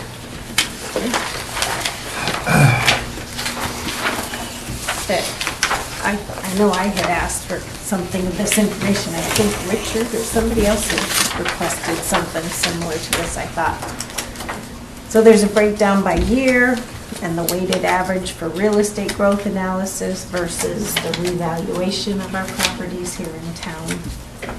Did you have anything to say about it, John? John, I think you should maybe just explain what you did to us earlier tonight, that this is the list that's been being used for a number of years. Right? Yeah, so reval is such a confusing time, we thought the easiest way was always to take a representative sample and see what the actual average impact is to those. And you could kind of also, if you looked at the addresses, you can kind of see a neighborhood by neighborhood impact. So we've used these same for at least, I think this is be the 4th revaluation.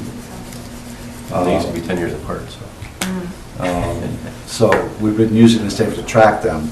So the average, it comes out to an average of about a 4% increase. In value? In value. Or in taxes?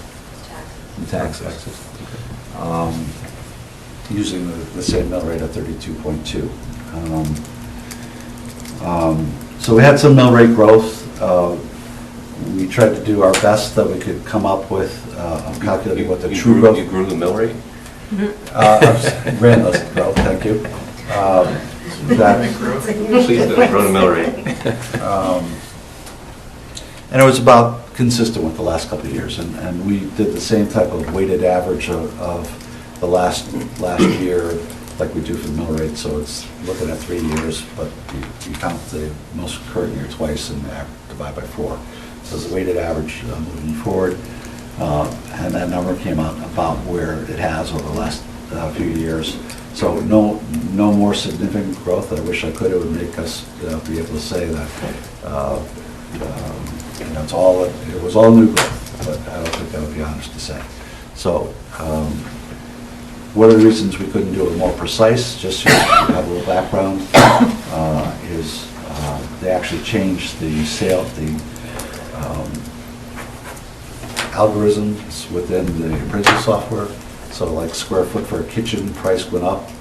So the new construction was valued with the new tables, and the old tables disappeared. So we couldn't go back. Would have been a lot of manual work to do the 25 or so new houses to try to back it to an old value to show what the true growth was.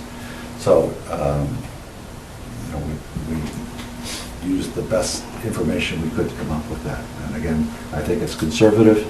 I don't think we're overstating the growth, just based on what I've seen. And I wish I could say that it was 2.5%, because then the reval number would show less. But I think this is the most accurate that I can give you.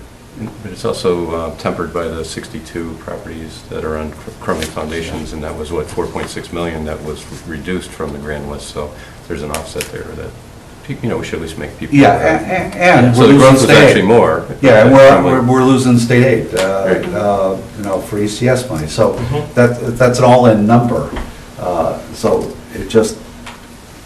that's the starting point for the budget that we have. But there's a lot of other factors in revenue, both WPCA revenue. The sewer assessment fund is depleting, which we haven't talked about over the past few years. So we have less revenue coming there, and we have less money coming there. So there's, from education in particular, it's the largest of the state change. So we need to spend some time on all that, but I feel pretty comfortable that this is a representative sample, and then as we change the mill rate on this type of chart, we can look at it again. Okay. Everybody ready to move on? And the mill rate is now, 32.2. So. I'm sorry, the, He wants to what know- a mill is worth. Yeah, what the Oh, value of value. the mill is. Over a million. Yeah. We'll get you the exact number, but it's like It's in the revenue section 1,095,000. in your budget, it should, it usually isn't. Yeah, it's on that section two. Two Section is revenue. 2, probably third page.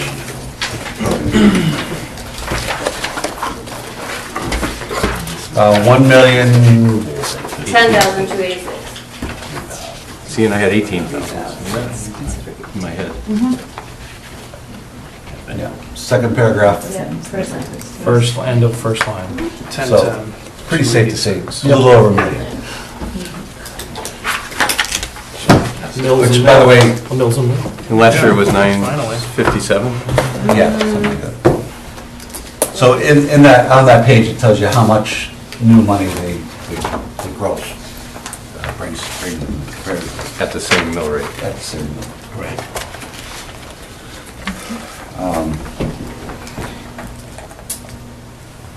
But our grand list is over $1 billion for the first time. Can I ask just a quick question?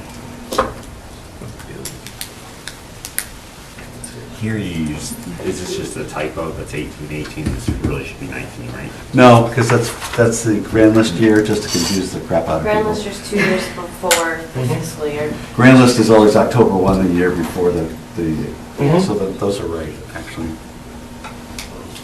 Grand list of 18 was what we used for the fiscal year 20 budget. Grand list of 19 is what we used for the fiscal year 21 budget. Thank you. Yeah. There you go.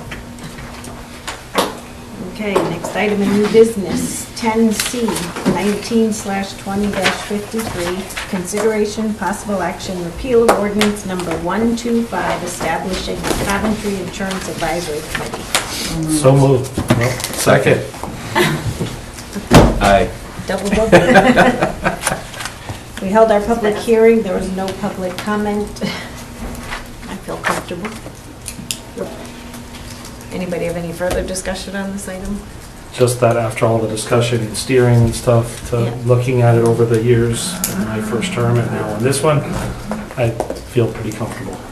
It's no longer necessary. Yeah. All right, all those in favor, please say aye.